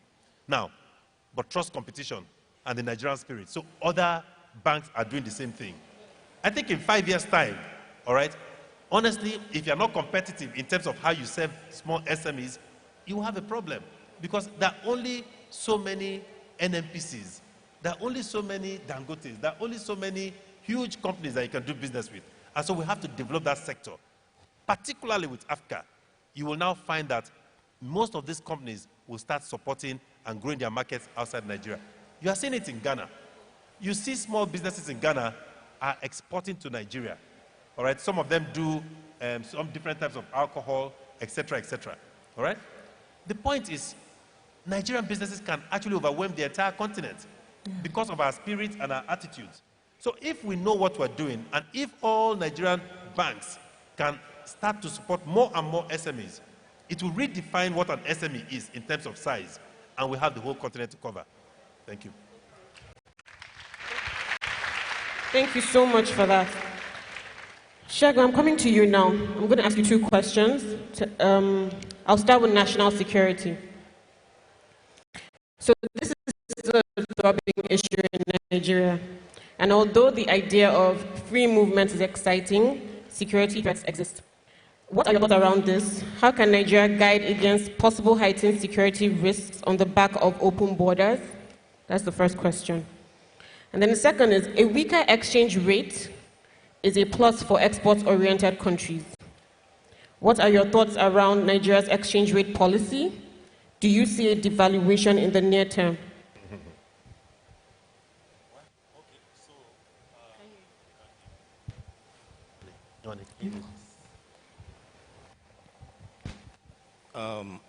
Okay, so let me start with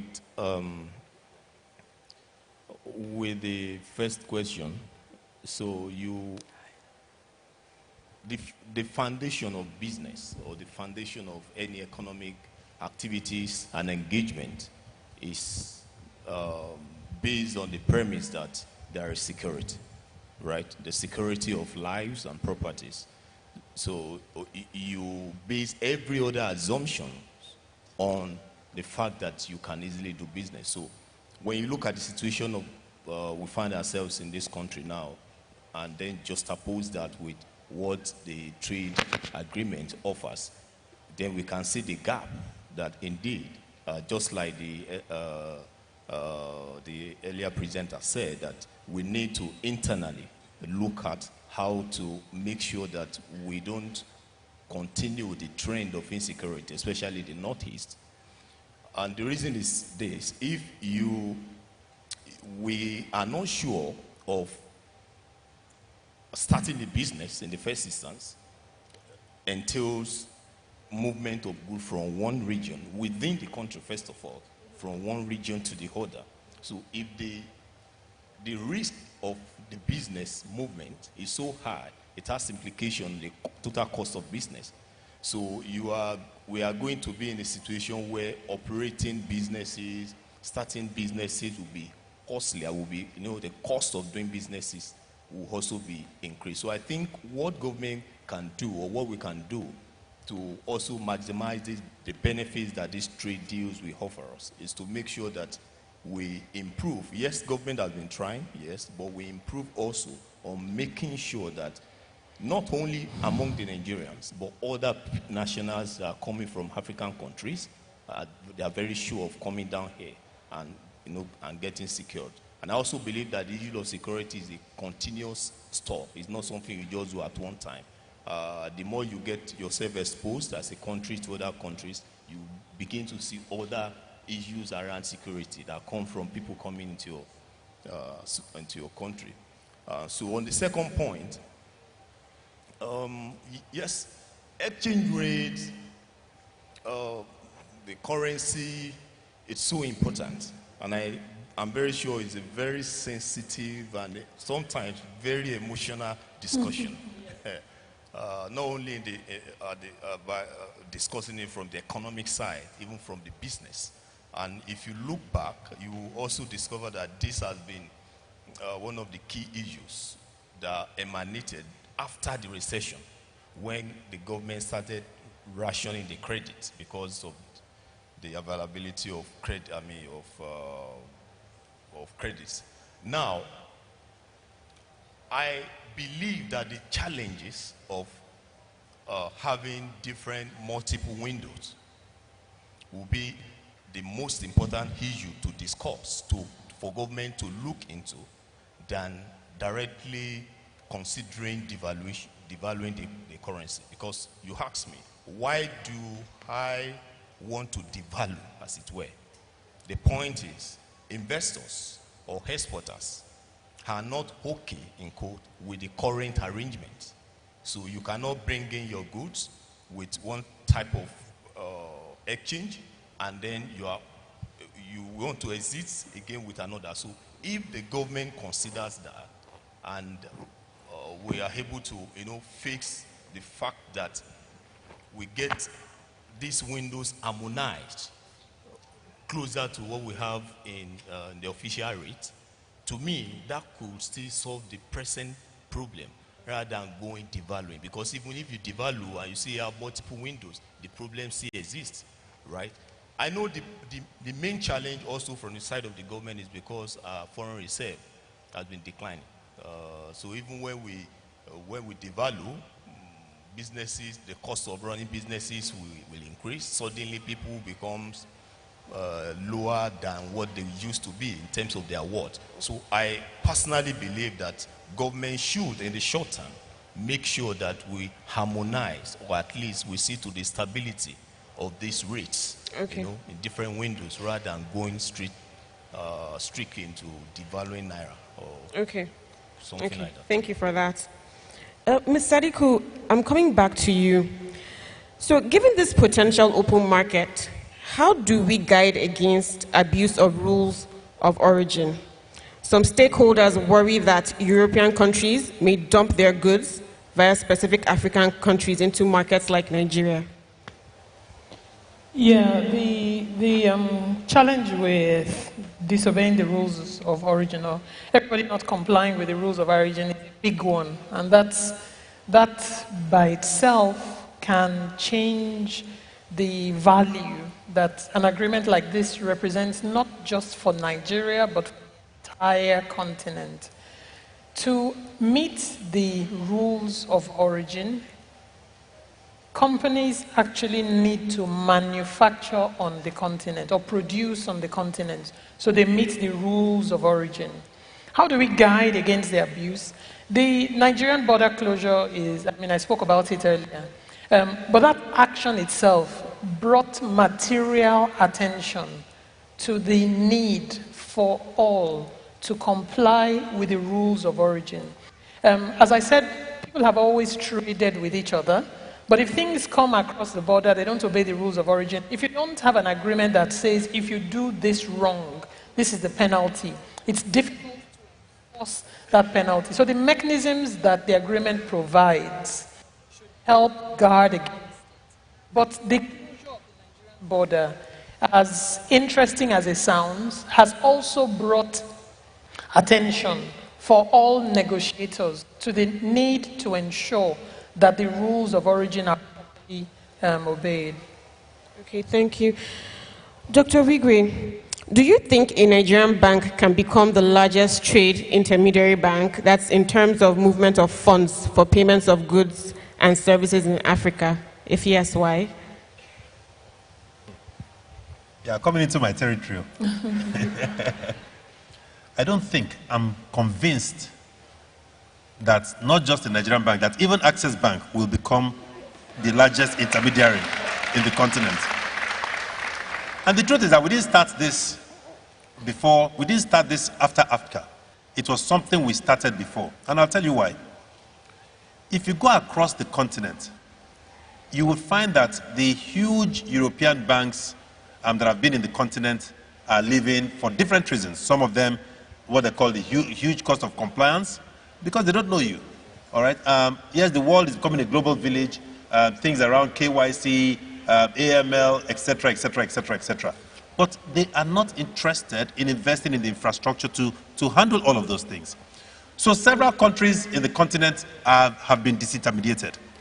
So if you were Sierra Leonean, it would be difficult to pay your children's school fees. I'm just giving an example. If you were from the Gambia, you probably have the same thing. If Nigerian banks were not as big as what they are today, and their presence, all right, in OECD countries, etc., you can be disintermediated. So what we started doing was to set up in the huge trade corridors, all right, and ensuring that that role which those banks used to carry out, all right, that we start carrying them out today. There are other banks, by the way, in the continent that are beginning to look at it. But what you find is that apart from the Maghreb, some banks in North Africa, rather, one or two, and of course South Africa, Nigerian banks are the largest generally in the continent, all right, and they are moving across Africa, if you get the point I'm trying to make. All right, so you have EcoBank. Yes, it's not a Nigerian bank, all right, but it's straddles across the region. You have ourselves, you have UBA, you have likes of GT, so more and more and more. If we continue, I think in 5 years' time, just because of our presence in the large trade corridors, we will control and determine intra-African trade. We will help as far as payments are concerned, all right? We can become Africa's payments gateway to the world, easily. If I take our own instance, for instance, 2 years ago, we probably had, I don't know, our customer base was maybe 10 million customers. Today, it is 40 million customers. I think that by 2023, across the continent, we will be 120 million customers. Now, that alone starts to push everything across the continent. You are facilitating trade even amongst SMEs between Nigeria and Mali, Nigeria and Cameroon, Nigeria and Kenya, Nigeria and Uganda, and Rwanda, etc., and South Africa, and on and on and on. All of that starts integrating the whole system, all right? And people start getting used to all of those modes of transfer, not just from us, but of course our comparator banks as well. So I think it will happen. So we have some questions from social media. I will read a couple of them out. There's one from Beni Alonge. Do you suggest private individuals and organizations invest in infrastructure through privatization and PPP, given that the government cannot provide all the infrastructure we need? I think that goes to Mr. Sadiku. Yeah, certainly. I mean, the plans the government has for infrastructure development are articulated by government, but the investment required to actualize them cannot be delivered by government. And this is clear even from government perspective. So the private sector needs to get involved in that realization. And PPPs, provide an opportunity for government and the private sector to work together in a way that government provides some de-risking and some comfort to make it easier for deals to be bankable. So without a doubt, the answer is a resounding yes. Okay, thank you for that. The other question, it doesn't have a name. Okay, it's moved. Do you think or agree that the educational curriculum in Nigeria needs to evolve very quickly to remain competitive in the human resource market in Africa? The Nigerian spirit is not enough to get us over the line. Many countries are more agile and nimble in terms of their educational development. Dr. Wigwe, please, can you take that? There's a lot more that can be done as far as education is concerned in Nigeria. But it's also not fair to assume that our educational curriculum is not competitive with what you see across the continent. There are a few places where, quite frankly, you have talent just as good or perhaps better. You will find it in Zimbabwe, you will find it in South Africa, you will find it in Kenya, parts of the Maghreb as well. But you cannot generalize and say that our system is very bad. But do we need to evolve? The answer is yes. We need to change the educational curriculum, and it's not just about Nigeria. Everybody does. All right. The skills required in the past around cramming, around all that type of education has to change because you have more intelligent ways of studying now. All right. Digital has changed the way the world works and how and what knowledge is all about and what access to information is all about. So we need to revamp our educational curriculum, all right, to best meet our needs today. But talking about how we compare across the continent, yes, a lot needs to be done, but I don't think it is, I don't think it is that bad, all right. But I guess on a per capita basis, if you ask, given a population of 200 million people, is there so much that needs to be done? The answer is yes. Thank you. I have another question. With AFCTA in the future, okay, apologies. With the Africa Continental Free Trade Area Agreement, the future seems very bright. But before now, I have been very afraid of the facts that Asian market could take over our market if proper measures are not put in place. What is the government doing about, what is the government doing to curtail this? I think that's... Yeah, so, I mean, this is a different variant of the same question. The agreement will encourage competitiveness. It should encourage people to manufacture on the continent if they want to take advantage of the, if they want to benefit from the advantages that, the agreement confers. Wherever the investor may be from, the responsibility, I believe, for Nigeria, what we need to continue to do, apart from fixing infrastructure, power, port, security, and the like, what we need to do is to continue to progressively make it easier for people to do business in Nigeria, wherever they may be from. So there was the example mentioned earlier with rice. Nigeria is not averse to investors coming to invest in rice production in Nigeria, in rice plantation in Nigeria, in rice milling and the like. What we don't want is for finished goods to come onto the continent. So it doesn't bar the rest of the world, actually, from getting the benefits. But when people invest, they create jobs, they bring technology, they help economic development, and all the very many benefits that come with it. Thank you. I'm going to throw a question to Dr. Omisakin. So the domestic private sector is muted. The average income per day in Africa is $4.7. In some countries, it is as low as $2. And if I take the approved minimum wage as the baseline, the income per day here would be $2.8, okay? Therefore, demand is incredibly soft.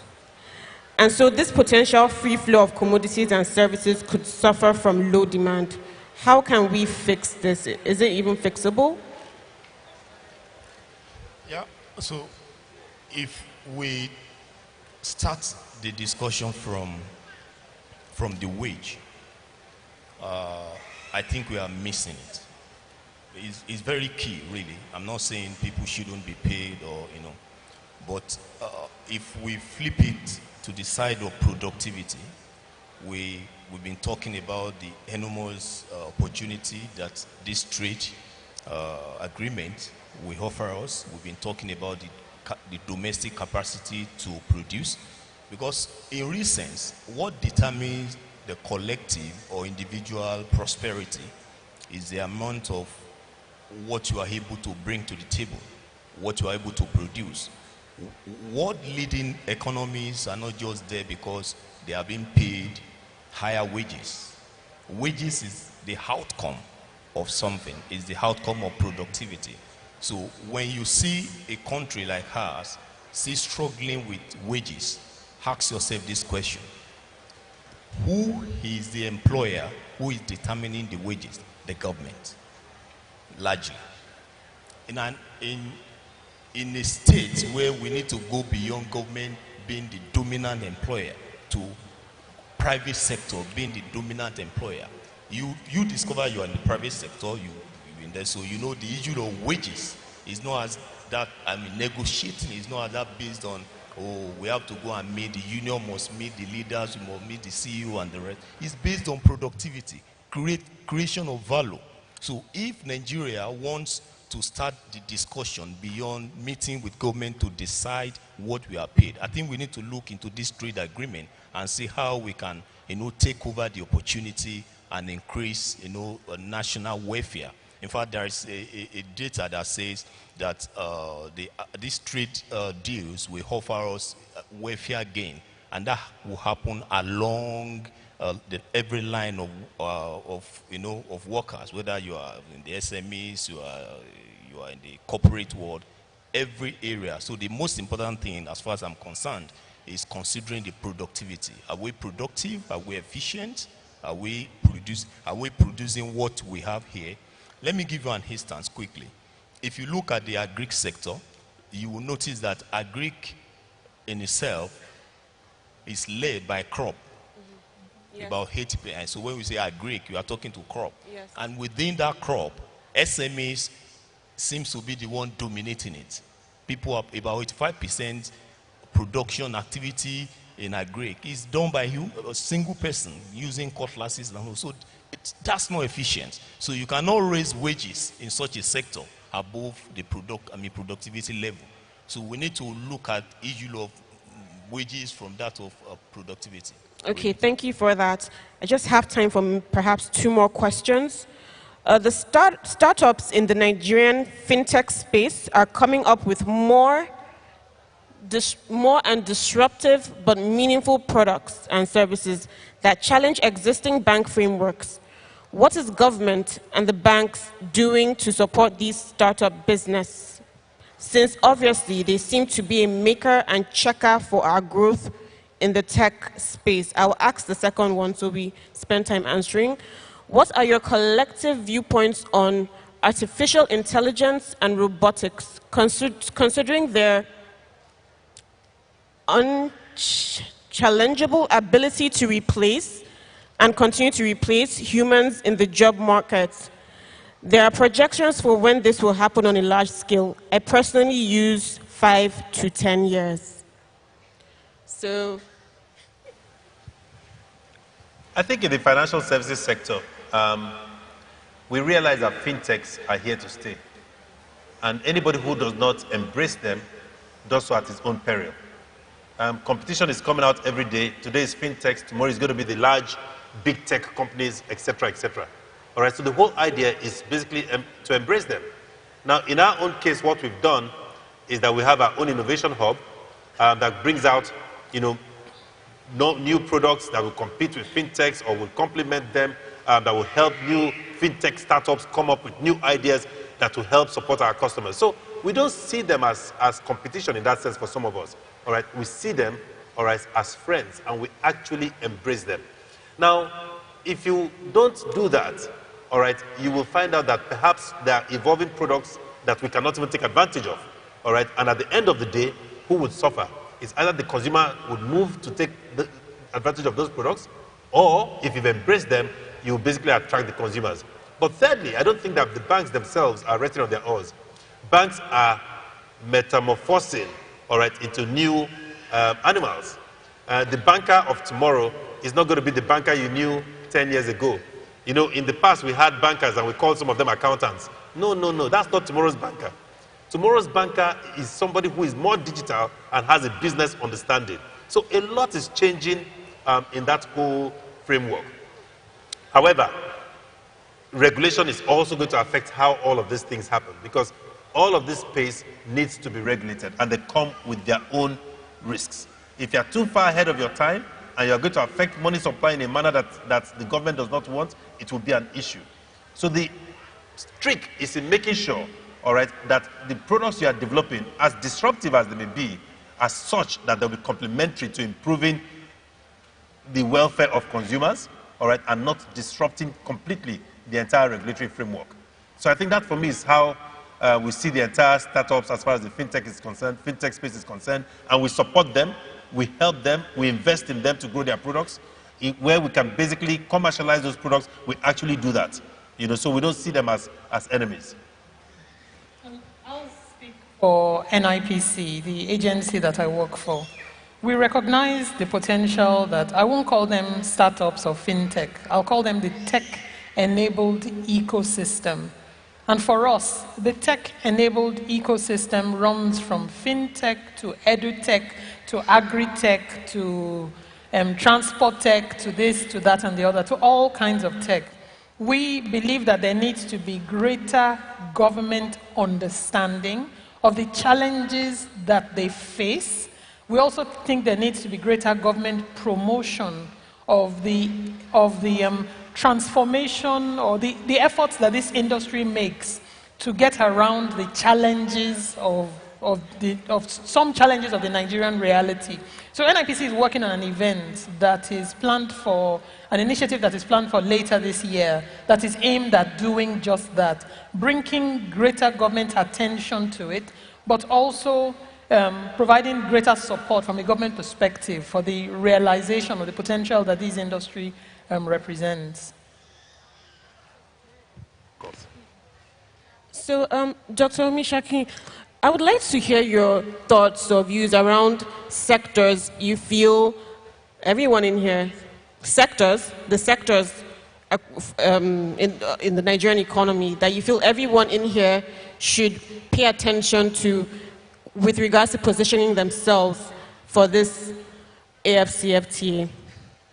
Yeah, I think, so first of all, you look at what each of the countries in Africa, what they are doing with respect to internal preparation for the deal.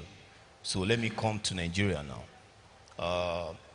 We are looking at the issue of job creation, right? Of recent, the president announced that the government is interested in lifting 100 million poor people out of poverty.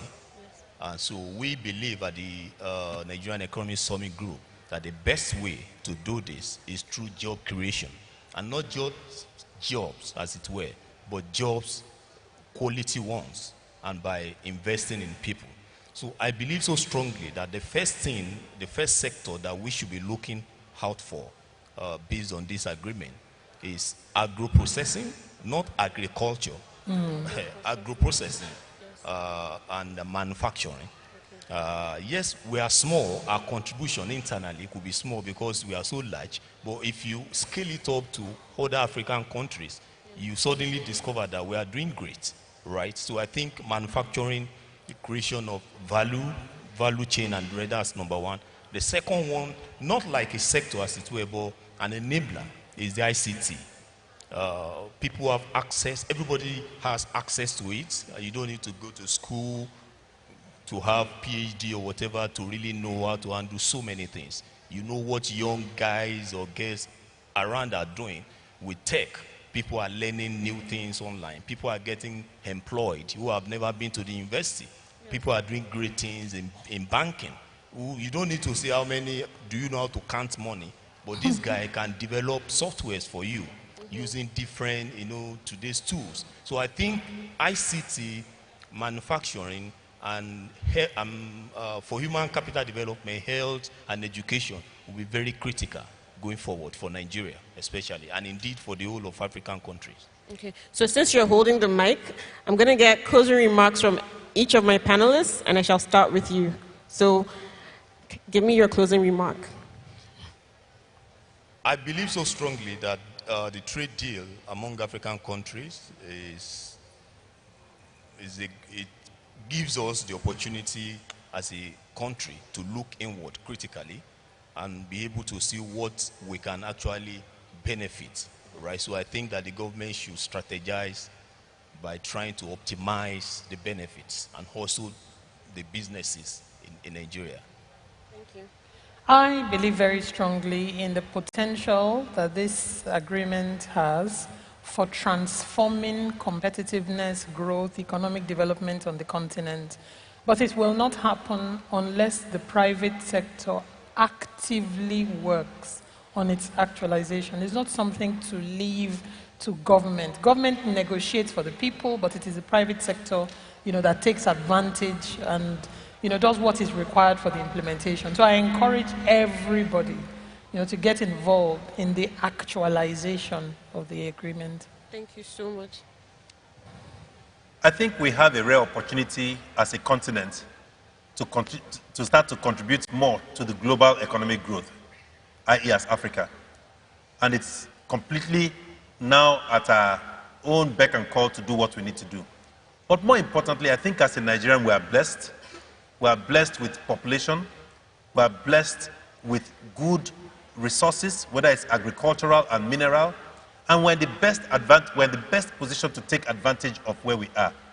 It's the winning of this whole thing depends on our collective efforts, and if we truly push our Nigerian spirit, all right, to make sure that from a comparative advantage standpoint, all right, we can get there. It's truly at our own call. That's it. Thank you so much. Yes, please give my panelists a roaring applause. I don't know about all of you, but I definitely soaked so much knowledge from this panel, and I'm looking forward to converting all I got into a nice report. So thank you so much for being an attentive audience. Thank you. Thank you.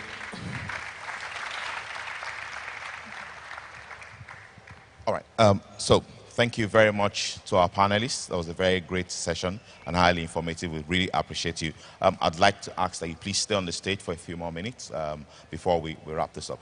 Okay, just a few things I'd like to announce and point out. So again, I'd like to ask if we could sort of all just say seated. We still have like a couple of things we'd like to do that I promise you our value and benefit to you. Okay. So the first, we'd like to acknowledge and thank every organization that has partnered with us to put Vantage Forum 2020 together. We've had a few partners and sponsors, people who have worked with us, again, to make sure that you've enjoyed and you've had a highly enlightening event. All right, so we'll have on the screen Access Bank. Can you put it together for Access Bank? And then, of course, our media partners, Zenera Consulting, all right, they did a lot of work helping us with PR and also putting the event together. And, of course, Plenty Waka and also Alaro City, all right? For each of our partners, they have booths at the exhibition stand, so you can walk by the booths and also just speak to them and also sort of patronize the businesses. I promise you get a lot of value out of that, okay? Now, Vantage Forum, like we said, is an avenue for providing information and also ensuring that people are enlightened, okay? And beyond just this one-day economic outlook event, there are other initiatives that we have, like things like sector-specific events, all right? Things like other initiatives that speak to career professionals, entrepreneurs, and all of that, right? I would like to roll out some of those in the course of the year. So this is what I want you to please note and consider partnering with us. So number one is this. If there is a particular kind of event in this line of thought that you're interested in either being a part of, helping us, joining us to organize, or perhaps sponsoring, right?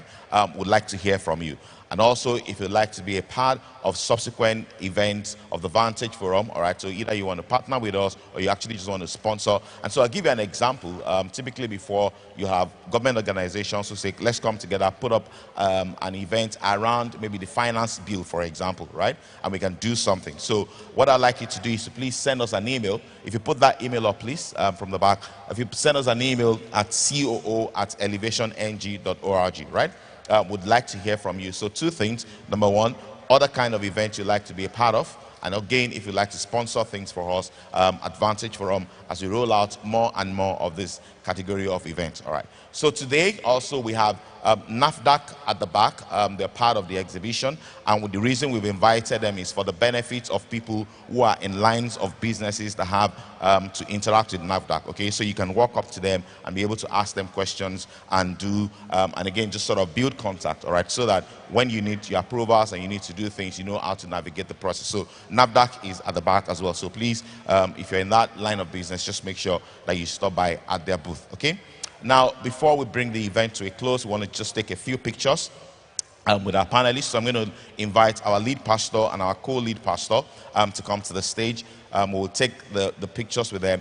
And right after then, the panelists will walk down the stage and then walk to the exhibition area. So if you can just remove the black screens, they will walk to the exhibition area where we're going to have Dr. Wigwe help us to cut the ribbon and declare the exhibition open. Okay, so just give us another 5 minutes and then we'll be done. So thank you very much.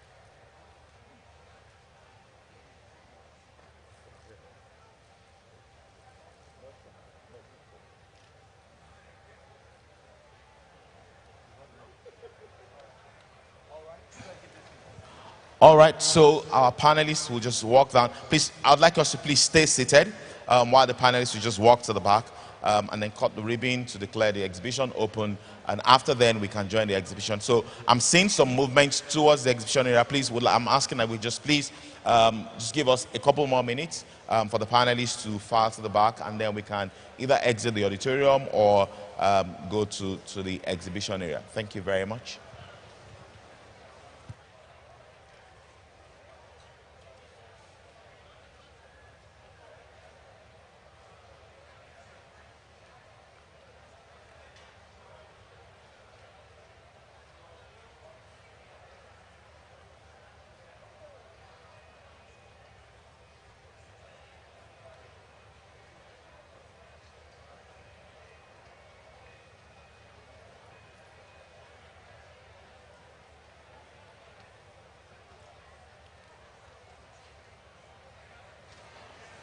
All right, so thank you everyone for being a part of Vantage Forum 2020. It's our expectation that we've all learned many things that we can practice from tomorrow.